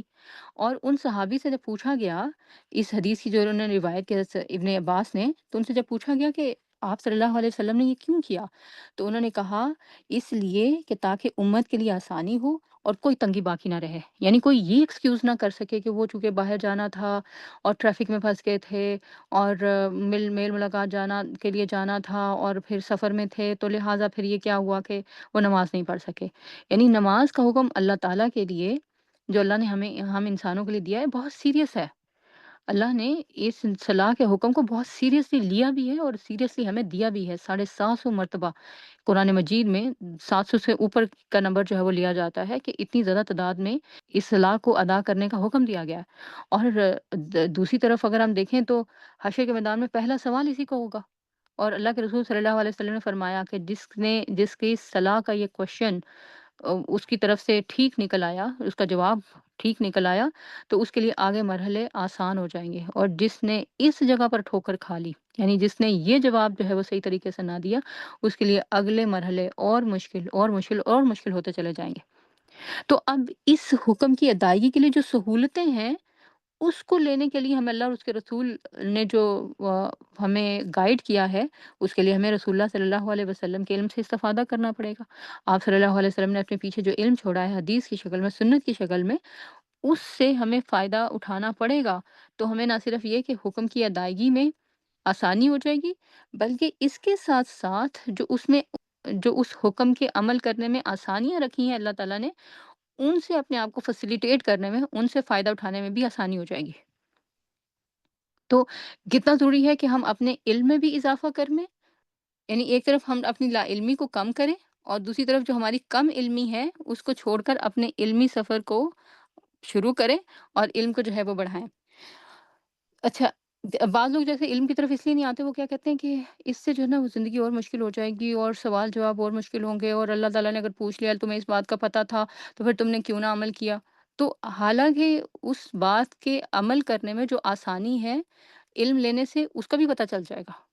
کہ اس میں کیا چوائس ہے، کیا آسانی ہے، کس طرح کے طریقے سے اللہ نے فیسیلیٹیٹ کیا ہے، تو انسان آسانی سے اس بات پر عمل کر لے گا۔ تو لہٰذا ضروری ہے علم لینا۔ لہٰذا آئندہ سے اگر کوئی آپ کو یہ کوئی ایسی بات کہے تو آپ اس کو آرام سے کہیے کہ اس حکم کے عمل، اس حکم پر عمل پیرا ہونے میں جو آسانیاں اللہ نے رکھی ہیں، یا کسی بھی حکم پر عمل پیرا ہونے میں جو آسانیاں رکھی ہیں، علم لینے سے آپ کو وہ بھی پتہ چل جائے گا۔ تو آپ جب تک لیں گے نہیں علم، تب تک وہ آسانیاں بھی پتہ نہیں چلیں گی، اور پھر دوسری طرف یہ کہ علم لینا ایک طرف ہے، اس پر عمل کرنا دوسری بات ہے۔ بعض اوقات علم ہوتا بھی ہے تو ہم عمل نہیں کرتے، اور اس کے پیچھے شیطان کا ہاتھ ہوتا ہے یا ہمارے نفس کی شرارتیں ہوتی ہیں، اور نفس کی ان شرارتوں پر قابو پانا اور شیطان کے وسوسوں سے باہر نکلنا بھی صرف اور صرف اللہ کی توفیق سے، یا پھر قرآن میں جس طریقے سے اللہ تعالیٰ ہمیں سمجھا رہے ہوتے ہیں، اس سے جو ہے وہ ہم اس طاقت کو اپنے اندر پاتے ہیں، یا ہمیں وہ توفیق ملتی ہے کہ ہم اس کام کو آسانی سے کر لیں۔ اچھا، پھر ایک اور پرابلم ہمارے پاس آتی ہے جو ہمارے سامنے اطاعت کرنے میں، وہ آتی ہے بے توجہی۔ یعنی بعض اوقات ہم سنتے تو ہیں علم تو لیتے ہیں لیکن توجہ نہیں دیتے، اور اس توجہ کی راہ میں سب سے بڑی مشکل جو حائل ہوتی ہے وہ ہوتی ہے ہماری ڈسٹریکشنز، ہمارے خلفشار۔ اور سب سے بڑی ڈسٹریکشن جو کہ آج کل ہمارے ساتھ ہے وہ کیا ہے؟ ہماری نیند سب سے بڑی ڈسٹریکشن ہے ہمارے لیے۔ بات سننے بیٹھتے ہیں تو ہمیں نیند آ جاتی ہے۔ اچھا، اور اس کی وجہ کیا ہوتی ہے؟ وہ ہم بیٹھے اس پوزیشن میں ہوتے ہیں کہ ہم لین اوور ہو جائیں اور تھوڑا سا ریلیکس ہو جائیں تو بس ہمیں نیند آ جائے۔ ہاتھ میں ہمارے کاپی پین نہیں ہوتا، لین آگے کی طرف جھک کر ہم لکھنے کی پوزیشن میں نہیں ہوتے، اور پیچھے کی طرف بیٹھے ہوتے ہیں ٹیک لگا کر، تو بس نیند آ جاتی ہے۔ پھر یا پھر یہ بیٹھے ہی بیڈ پر ہوتے ہیں اور لیٹے اس طرح سے ہوتے ہیں، اور لیٹ کے جو ہے وہ ہم علم لے رہے ہوتے ہیں، بے توجہی سے بات سن رہے ہوتے ہیں۔ ادھورا علم لیں گے تو اطاعت بھی ادھوری ہی آئے گی۔ تو لہٰذا توجہ سے بات سننا یہ بہت ضروری ہے۔ پھر اس طرح جو ہماری زندگی میں اور خلفشار ہیں، جس میں ابتری ہے، ہلچل، الجھن، افراتفری، بدنظمی، اس کے اوپر ہم نے رمضان میں اپنی جو استقبال رمضان کی سیریز ہے اس پہ کافی بات کی تھی۔ پہلے 2 پروگرام اس سلسلے میں تھے، اگر کسی کو اس میں انٹرسٹ ہو اور اس نے پہلے وہ پروگرام نہیں سنے تو وہ جا کر ان کو سن سکتا ہے۔ اور اس میں ہم نے پھر اپنے لیے یہ ٹارگٹ سیٹ کیا تھا کہ عبادات میں ہم نے اطمینان کو پیدا کرنا ہے، اور اس میں ہم نے پھر اطمینان اور سکون اور بے چینی سے دور رہنے کے لیے مختلف چیزوں کے اوپر بات کی تھی، اور مختلف ڈسٹریکشنز جو اس سلسلے میں سامنے آتی ہیں ان کو کیسے دور کرنا ہے وہ آپ تفصیلی وہاں سے جو ہے وہ دیکھ سکتے ہیں۔ ابھی اس کا موقع نہیں ہے، لیکن اوور آل اگر ہم دیکھیں نا تو پھر ہماری زندگیوں میں، عبادات میں بھی اور ہماری زندگی میں دونوں میں ہی اطمینان نہ ہونے کی وجہ کیا ہے؟ اللہ اور اس کے رسول کے حکموں کی نافرمانی کرنا اور ان کی اطاعت نہ کرنا، یا پھر یہ کہ اگر اطاعت کرنا تو اس طریقے سے نہ کرنا جس طریقے سے ہمیں کرنے کو کہا جاتا ہے۔ تو اس کے نتیجے میں پھر کیا ہوتا ہے؟ ہمیں دھیان نہیں حاصل ہوتا، نہ عبادت میں اور نہ ہی اپنی روزمرہ کی روٹین اور معاملات جو دوسروں کے ساتھ ہم کرتے ہیں ان کو نپٹانے میں، اور یہ چیزیں پھر ہماری زندگی میں رکاوٹ بن جاتی ہیں۔ باقی معاملات میں بھی یہی حال ہے، ہماری عبادات اور ہمارے معاملات دونوں ایک دوسرے کو ریسیپروکیٹ کرتے ہیں اور ایک دوسرے کے آئینہ دار ہیں۔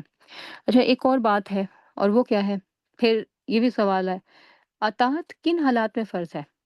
یعنی ہم اطاعت کے لیے اور عبادت کے لیے نا پرفیکٹ کنڈیشنز کا انتظار کرتے رہتے ہیں کہ آ، میں تو کہ خوشی کا موقع ہے تو پھر اب کیسے اللہ کا یہ حکم مانے؟ حالات سازگار نہیں، غم میں ہم اس قابل نہیں ہوتے، تو ہم ڈھونڈتے رہتے ہیں کہ اطاعت کے لیے ہمیں کوئی پرفیکٹ کنڈیشن ملے۔ اب نہیں، تب نہیں، ابھی بچے چھوٹے ہیں، ابھی تو نہیں، ابھی میں حج کر کے آؤں گی پھر، اور ایک دفعہ میں نے لے لیا تو بس پھر اس کے بعد جو ہے وہ پھر کبھی نہیں چھوڑوں گی۔ بعض اوقات نماز کے ساتھ بھی یہی کچھ کر رہے ہوتے ہیں، اس طرح اللہ کے دوسرے حکموں کو ماننے میں بھی، اسکارف لینے میں، سر ڈھانپنے میں، یہی کچھ کر رہے ہوتے ہیں۔ تو بات ساری یہ ہے کہ اطاعت کے لیے پرفیکٹ کنڈیشن کبھی نہیں آئے گی، یہ دنیا ہی امپرفیکٹ ہے، تو یہاں پر کیسے جو ہے وہ حالات پرفیکٹ ہو جائیں ہمارے لیے؟ انہی امپرفیکشنز میں ہمیں اللہ تعالیٰ کو یس کہنا ہے، لبیک کہنا ہے، کوئی بھی اللہ کا حکم ماننے کے لیے، جو بات ہمارے کانوں تک پہنچے اس کو ماننے کے لیے اپنے آپ کو تیار بھی کرنا اور کہنا اللہ تعالیٰ میں ریڈی ہوں، بس آپ توفیق آپ مجھے دیں گے۔ 2 حالات صرف ایسے ہیں جن میں شریعت کا قلم انسان پر سے اٹھ جاتا ہے، اور وہ سوال جواب کا مکلف نہیں ہوگا اللہ کے ہاں، اور وہ کون سے ہیں؟ ایک ہے سویا ہوا انسان اور دوسرا پاگل اور مجنون۔ کیا ہم دونوں ان دونوں اسٹیٹس میں سے کوئی اسٹیٹ رکھتے ہیں؟ یعنی کہ ہر وقت ہم سوئے ہی رہتے ہیں، ہم پر بے ہوشی تاری رہتی ہے، یا پھر یہ کہ یعنی ہم کوما کے کسی اس میں اسٹیٹ میں ہیں، یا پھر یہ کہ ہم پاگل ہیں، ایڈیٹس ہیں؟ تو اگر یہ اسٹیٹ نہیں ہے تو ہم میں سے ہر ایک پر اطاعت واجب ہے، حالات کیسے بھی ہوں۔ بس ہم نے دنیا میں اور بہت ساری چیزوں کے ساتھ ساتھ جو ہم کام کرتے ہیں، انہی کاموں کے دوران تو اللہ کی اطاعت کرنی ہے، کوئی الگ سے تھوڑا ہی کرنی ہے۔ اور ہم چاہتے ہیں کہ ہم میں سے کہ ہم اطاعت کریں، اور یہ کہ اپنی عادتوں کو بھی بدلیں، لیکن اب اس سلسلے میں جو مشکلات ہیں، رکاوٹیں ہیں ہماری راہ میں، وہ تو ہم نے جو ہے وہ دیکھ لی ہیں، اور اب ان پر اوور کم جو ہے وہ کیسے کرنا ہے، کیا کریں، کیسے جو ہے وہ اللہ کی مدد ہمارے ساتھ آئے، یہ اس میں ہم دیکھتے ہیں کہ کیا کچھ جو ہے وہ اللہ تعالیٰ ہماری مدد کر سکتے ہیں۔ ام، سب سے پہلی بات تو یہ ہے کہ جو ہماری عادات ہیں، یا پھر یہ کہ اللہ کا حکم ماننا ہے، اس سلسلے میں سب سے بڑی رکاوٹ ہمارے راستے میں بنتی ہے ہماری عادات۔ عادات جیسے جیسے وقت آگے بڑھتا جاتا ہے نا، مزید پختہ ہوتی چلی جاتی ہیں، پھر ان کو توڑنے میں بھی مشکل آتی ہے، اور ہم کہتے ہیں کہ بدلنا چاہتے ہیں، نہیں ہو سکتا، توڑنا چاہتے ہیں مگر یہ کہ وہ ٹوٹتی نہیں ہے، اب نہیں اپنانا چاہتے ہیں، ان کو اپنا نہیں سکتے۔ پہلی جگہ دیں گے تو نہیں اپنائیں گے نا۔ لیکن جب ہم قرآن کا ساتھ لیں گے تو اللہ تعالیٰ یہ مشکل بھی آسان کر دے گا، کیونکہ قرآن کے بارے میں اللہ تعالیٰ نے کہا ہے نا سورہ حشر میں کہ لو انزلنا هذا القرآن على جبل لرأيته خاشعا متصدعا من خشیت اللہ، کہ اس قرآن کو اگر ہم پہاڑوں پر بھی اتار دیتے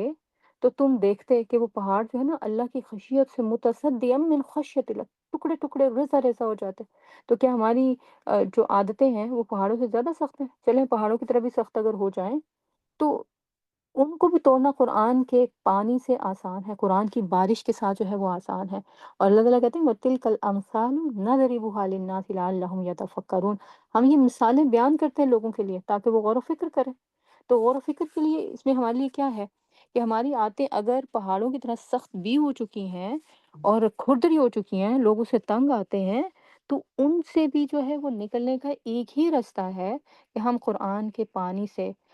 قرآن کی یہ جو برسی ہوئی بارش ہے نا علم کی، اس سے جو ہے وہ اپنے آپ کو دھوئیں، تو وہ عادتیں ٹوٹ جائیں گی، اور اگر اچھی عادتیں ہیں نا وہ مزید ریفائنڈ ہو جائیں گی، ان کے اندر سے کھردرا پن جس سے لوگوں کو تکلیف پہنچتی ہے وہ دور ہو جائے گا، وہ جو دوسروں کو چبھتی ہیں وہ نہیں چبھیں گی۔ مگر ہم کریں کیسے؟ کریں کیا؟ اطاعت کی راہ میں جو حائل رکاوٹیں ہیں یہ تو ہم نے دیکھ لیں، دنیا کی محبت ہے، ہمارا نفس ہے، لا علمی ہے، بے توجہی ہے، ادھورا علم ہے، دل کے روگ ہیں، یہ سب ہیں تو اپنی جگہ پر، اب کریں کیا؟ ان کے لیے کچھ چیزوں میں ہمیں خود ایفرٹ کرنا پڑے گی، اور باقی کام جو ہے وہ اللہ تعالیٰ کا کلام کرے گا۔ مثلاً قرآن کو سمجھنے کے لیے اور اللہ کے حکموں کو ماننے کا ارادہ آپ کریں گے، ٹھیک ہے؟ اس کا ارادہ آپ کریں گے، مسلسل سننے کی توفیق اللہ تعالیٰ آپ کو دے دے گا۔ اچھا، اسی طرح آپ دیکھیں نیتیں کر رہے ہیں نا ہم، تو حکم کو جان کر مان جانے کی نیت ہماری ہوگی، اور اس کو منوائے گا کون ہم سے؟ اللہ تعالیٰ، وہ خود ہم سے منوا لے گا اس کو۔ کچھ کام ہم نہیں کرنے نا، کچھ اللہ تعالیٰ نے کرنے ہیں، کیونکہ اللہ کے نبی صلی اللہ علیہ وسلم، یہ حدیث ہے نا کہ آپ صلی اللہ علیہ وسلم نے ارشاد فرمایا، اور یہ حدیث قدسی ہے کہ آپ اپنے رب سے روایت کرتے ہیں کہ اللہ پاک فرماتا ہے کہ جب اللہ پاک فرماتا ہے کہ جب میرا بندہ مجھ سے ایک بالش قریب ہوتا ہے تو میں ایک ہاتھ اس سے قریب ہو جاتا ہوں۔ آپ ایک سٹیپ اٹھاتے ہیں تو اللہ تعالیٰ اس سے بڑھ کر آپ کے قریب ہو جاتے ہیں، اور جب بندہ مجھ سے ایک ہاتھ قریب ہوتا ہے تو میں اس سے دو ہاتھ قریب ہو جاتا ہوں۔ یعنی جتنی آپ کی ایفرٹس ہوگی نا، اللہ تعالیٰ اس کے اندر ڈبل اثر ڈال دیں گے، اور جب وہ میرے پاس پیدل چل کر آتا ہے تو میں دوڑ کر آ جاتا ہوں۔ تو آپ تھوڑی سی کوشش کریں اور دیکھیں کہ اللہ تعالیٰ جو ہے وہ کیسے اس کے اندر اثر ڈالتا ہے۔ نیتیں درست کر لیں تھوڑی سی، تو اللہ تعالیٰ جو ہے وہ اس کے اندر اثر جو ہے وہ ڈالنا شروع کر دیں گے۔ اور اسی طریقے سے آپ دیکھیں کہ اگر آپ نیت کرتے ہیں کہ اس بار میں نے رمضان میں قرآن کو سننا ہے، تو آپ نیت کریں اس پورے جو ہے وہ ٹائم میں، یعنی کہ 30 دنوں میں یا 29 دنوں میں یا 32 دنوں میں، جتنے دن میں قرآن کمپلیٹ ہوتا ہے، اللہ تعالیٰ اس میں بیٹھنے کی توفیق آپ کو خود دے دیں گے۔ آپ نے ارادہ آپ نے کرنا ہے، توفیق اللہ تعالیٰ نے جو ہے وہ آپ کو دینی ہے۔ اچھا، آپ نیت کریں کہ آپ جو ہے وہ اس بار رمضان میں قرآن کے آئینے میں اپنے آپ کو خود دیکھیں گے۔ یہ نیت کر لیں آپ کہ میں نے قرآن کے آئینے میں اپنے آپ کو دیکھنا ہے اور اپنے آپ کو ٹھیک کرنے کی جو ہے وہ کوشش کرنی ہے۔ اس کا حوصلہ اللہ تعالیٰ آپ کو خود دے دیں گے۔ جتنے داغ دھبے آئیں گے نا، بعض اوقات ایسا ہوتا ہے نا، ہم مرر ہاتھ میں پکڑتے ہیں، دیکھیں یہاں پہ فریکل آ گئی ہے، یہاں پہ رنکلز آ گئے ہیں، اور یہاں پر یہ بلیک اسپاٹ ہے، تو میں کیا کروں گی، تو اور کیسے جو ہے وہ کون سی کریم ہو اور کیا ہو اور کون سا سیرم ہو وغیرہ وغیرہ، کئی چیزیں جو ہے وہ اس کے لیے پریشان ہو جاتے ہیں۔ تو یہ جو دیکھنے کا حوصلہ جو ہے نا پھر وہ بھی نہیں آتا۔ بعضوں کا کیا ہے کہ لوگ کہتے ہیں کہ میں تو بڑی کوشش کی، بڑے سیرم لگائے، بڑی کریمیں لگائیں، سب کچھ کیا مگر کوئی فائدہ نہیں، اب تو میں آئینہ دیکھنا ہی میں نے چھوڑ دیا ہے۔ تو ہم اپنے ساتھ نا قرآن کے سلسلے میں بھی یہی کرتے ہیں، جب ہمیں پتہ چلتا ہے نا کہ یہاں بھی خرابی ہے، یہ بھی خرابی ہے، یہ بھی ٹھیک نہیں، پھر ہم کہتے ہیں کہ بس جتنا علم لیتے جاؤ نا اتنا انسان پریشان ہوتا جاتا ہے، چلو ٹھیک ہے میں علم ہی نہیں لیتی۔ لیکن اگر آپ صحیح نیت کے ساتھ قرآن کی طرف آئیں گے نا، قرآن کے آئینے میں اپنے آپ کو دیکھنے کی ہمت کریں گے، حوصلہ اللہ تعالیٰ آپ کو خود دیکھ دے گا کہ آپ کے روح پر لگے ہوئے داغ دھبے کہاں کہاں ہیں، خود آپ کو دکھا دے گا، اور ان کو دور کرنے کی اگر آپ کی نیت ہوگی نا، اس کے لیے حوصلہ، کریج، ہمت، وہ بھی اللہ تعالیٰ آپ کو دے دے گا۔ آپ حوصلہ کریں دل کھولنے کا اللہ کے سامنے، دل کھولنے کا اور اپنا آپریشن کروانے کا اللہ تعالیٰ کریں گے، قرآن کرے گا۔ دل کو آپریٹ کرنے کا حوصلہ آپ کریں گے، دل کے روگ جو ہے نا وہ اللہ خود مٹا دے گا۔ نیت آپ کی درست ہونی چاہیے، حوصلہ اللہ دے دے گا آپ کو۔ توجہ سے بات سننا، اس کے لیے کوشش آپ نے کرنی ہے، سنوا اللہ آپ کو خود دے گا۔ سننے کے لیے آپ بیٹھیں گے، سنوا اللہ تعالیٰ خود دے گا۔ دل اللہ خود آپ کا جو ہے وہ کھول دے گا۔ کان آپ کے لگنے چاہیے، دھیان اللہ آپ کو خود دے دے گا اس میں، ٹھیک ہے؟ تو یہ کچھ کوششیں آپ کی ہوں گی، کچھ اللہ تعالیٰ اس کے اندر اثر ڈال دیں گے۔ آخرت کی فکر آپ کی ہوگی، آپ آخرت کی فکر کریں گے نا، اللہ تعالیٰ دنیا کی فکروں سے آپ کو نجات دے دے گا۔ اور دنیا کی فکریں ہماری کیا ہوتی ہیں؟ کام نہیں ہوا، گھر کی صفائی نہیں ہوئی، بچوں کے لیے یہ بنانا تھا وہ نہیں بنایا، فلاں کا مہمان، اور ابھی رمضان شروع ہو جائے گا تو فلاں کی افطاری بھیجنی تھی، فلاں نے آنا تھا، فلاں نے جانا تھا۔ ان ساری فکروں سے آزاد ہو کر بیٹھیں گے آپ، اللہ آپ کو خود جو ہے وہ آزاد کر دے گا ان سے۔ اگر آپ کو اپنی آخرت کی فکر لگی کہ میں نے اللہ سے اچھے حال میں ملاقات کرنی ہے، پھر اس کے بعد قبولیت کا یقین۔ اگر آپ جو ہے وہ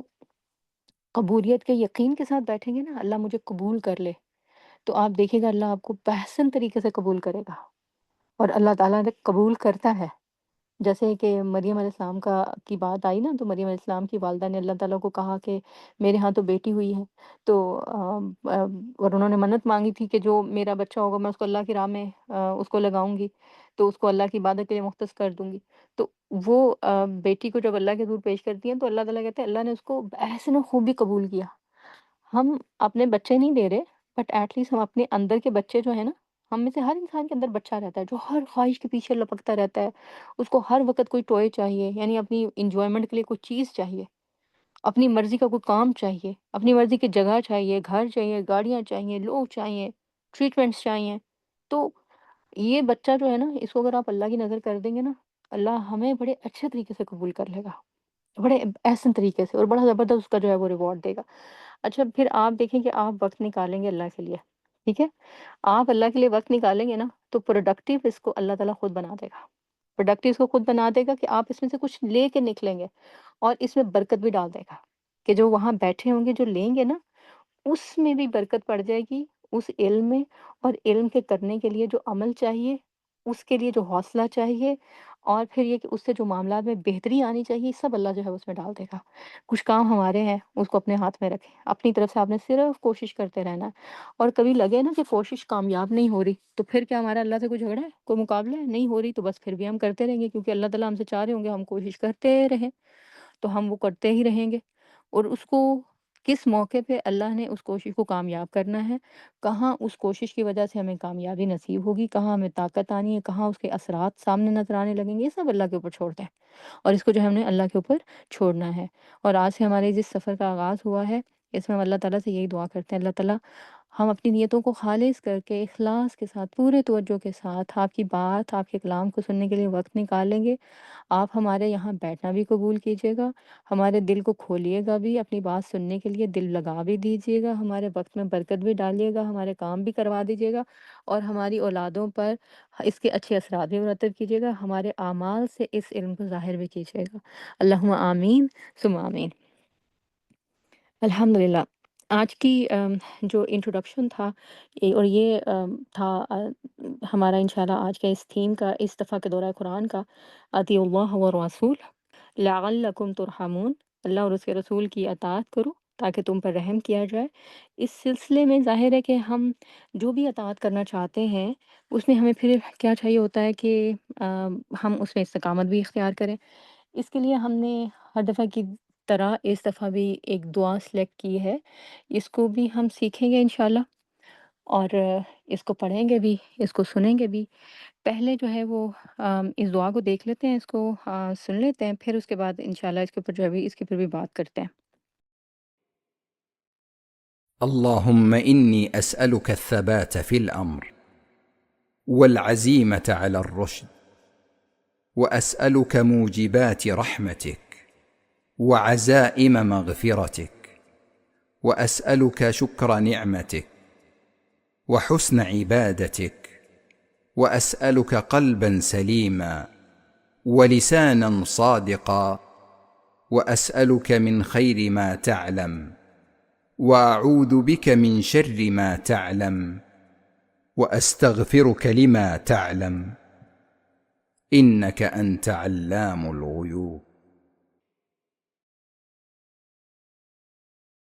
ہو سکتا ہے کہ آپ کو دعا تھوڑی سی لمبی لگ رہی ہو، لیکن اس میں الفاظ بہت سادہ ہیں، آسان بھی ہیں، اور یہ الفاظ ہم اپنی اردو کی زبان میں بھی اکثر بولتے ہیں، اس لیے انشاءاللہ اس کو یاد کرنے میں آپ کو سہولت ہوگی، آسانی ہوگی۔ اس کا ایک دفعہ سے ترجمہ دیکھ لیتے ہیں، اور اس دعا کے ساتھ پھر انشاءاللہ ہم آج کا اپنا جو سیشن ہے اس کو مکمل کریں گے۔ اللہم انی اسألک الثبات، اے اللہ میں تجھ سے ثبات کا سوال کرتا ہوں، یعنی ثابت قدمی کا، فی الامری یعنی کاموں میں، والعزیمت علی الرشد، اور عزیمت کا سوال کرتا ہوں رشد میں۔ رشد کہتے ہیں جب انسان ہدایت کے راستے پہ چل پڑتا ہے اور نیکی کے کام کرنے لگ جاتا ہے تو اس کے اوپر جمنے کو۔ تو عزیمت کیا کہتے ہیں؟ ایک ہوتا ہے حوصلہ کرنا، اور ایک ہوتا ہے کہ حوصلہ کرتے چلے جانا، اس کو عزیمت بولتے ہیں۔ تو یعنی کہ نیکی کے کام پر جم جانے کا حوصلہ، اس کا سوال، یعنی اس کو عزیمت کہتے ہیں، اس کا سوال کرتا ہوں۔ وَأَسْأَلُکَ، اور میں یہ سوال کرتا ہوں، مُوجِبَاتِ رحمتک، تیری رحمت کو واجب کرنے کا، وَعَزَائِمَ مغفرتک، اور تیری مغفرت کا، وَأَسْأَلُکَ، اور میں سوال کرتا ہوں شکر نعمتک، یعنی نعمتوں پر شکر کرنے کا، وَحُسْنَ عبادتک، اور عبادت میں حسن کا، وَأَسْأَلُکَ قَلْبًا سَلِیمًا، اور میں ثابت سلیم، قلب سلیم جس کو کہا جاتا ہے، میں اس قلب سلیم کا سوال کرتا ہوں، وَلِسَانًا صَادِقًا، اور سچ بولنے والی زبان کا، وَأَسْأَلُکَ، اور سوال کرتا ہوں، من خیری ما تعلم، اس خیر کا جسے تو جانتا ہے، وَأَعُوذُ بِکَ من شر ما تعلم، اور اس شر سے پناہ کا سوال کرتا ہوں، یا اس شر سے پناہ مانگتا ہوں جو تو جانتا ہے، وَأَسْتَغْفِرُکَ، اور میں مغفرت مانگتا ہوں، لما تعلم، جو تو جانتا ہے، یعنی کہ میرے جن گناہوں کو تو جانتا ہے ان کو ڈھانپتے، انَّکَ انت علام الغیوب، اور بے شک تو سارے غیبوں کا جاننے والا ہے۔ اور اگر میں اس کا ترجمہ سادہ رواں زبان میں پڑھ دوں تاکہ سب کو سمجھ آ جائے، تو وہ کیا ہے کہ اے اللہ بے شک میں تجھ سے دین میں ثابت قدمی اور ہدایت میں پختگی کا سوال کرتا ہوں، اور میں تجھ سے تیری رحمت کو واجب کرنے والے اور تیری مغفرت کو لازم کرنے والے امور کا سوال کرتا ہوں، اور میں تجھ سے تیری نعمتوں کا شکر ادا کرنے اور اچھے انداز میں عبادت کرنے کا سوال کرتا ہوں۔ میں تجھ سے سلامتی دل اور سچی زبان کا سوال کرتا ہوں، اور میں تجھ سے ہر اس بھلائی کا سوال کرتا ہوں جسے تو جانتا ہے، اور ہر اس برائی سے تیری پناہ مانگتا ہوں جو تو جانتا ہے، اور تجھ سے ان تمام گناہوں کی بخشش کا سوال کرتا ہوں جنہیں تو جانتا ہے، اور بے شک تو پوشیدہ باتوں کو خوب جاننے والا ہے۔ یہ سلسلہ تو سیاح کی حدیث ہے، اور اللہ تعالیٰ کہ نبی صلی اللہ علیہ وسلم نے اس دعا میں ہمیں بہت ساری باتیں سکھا دی ہیں، اور اطاعت کے لیے جو اللہ کی مدد مانگنی ہے اس کے لیے الفاظ بھی سکھا دیے ہیں، طریقہ بھی سکھا دیا، اور ان میں جذبات کی جو شدت ہے وہ بھی ہمیں سکھا دی ہے۔ اللہ تعالیٰ اس کو قبول کرے ہمارے حق میں، اور ہمیں اپنی اطاعت کے لیے قبول کرے، ہمارے لیے رستوں کو آسان کرے، علم لینا بھی آسان کرے، اور اس پر عمل پیرا ہونا بھی آسان کرے۔ ربنا تقبل منا انک انت السمیع العلیم وتب علینا انک انت التواب الرحیم۔ سبحان ربک رب العزة عما یصفون وسلام علی المرسلین والحمد للہ رب العالمین۔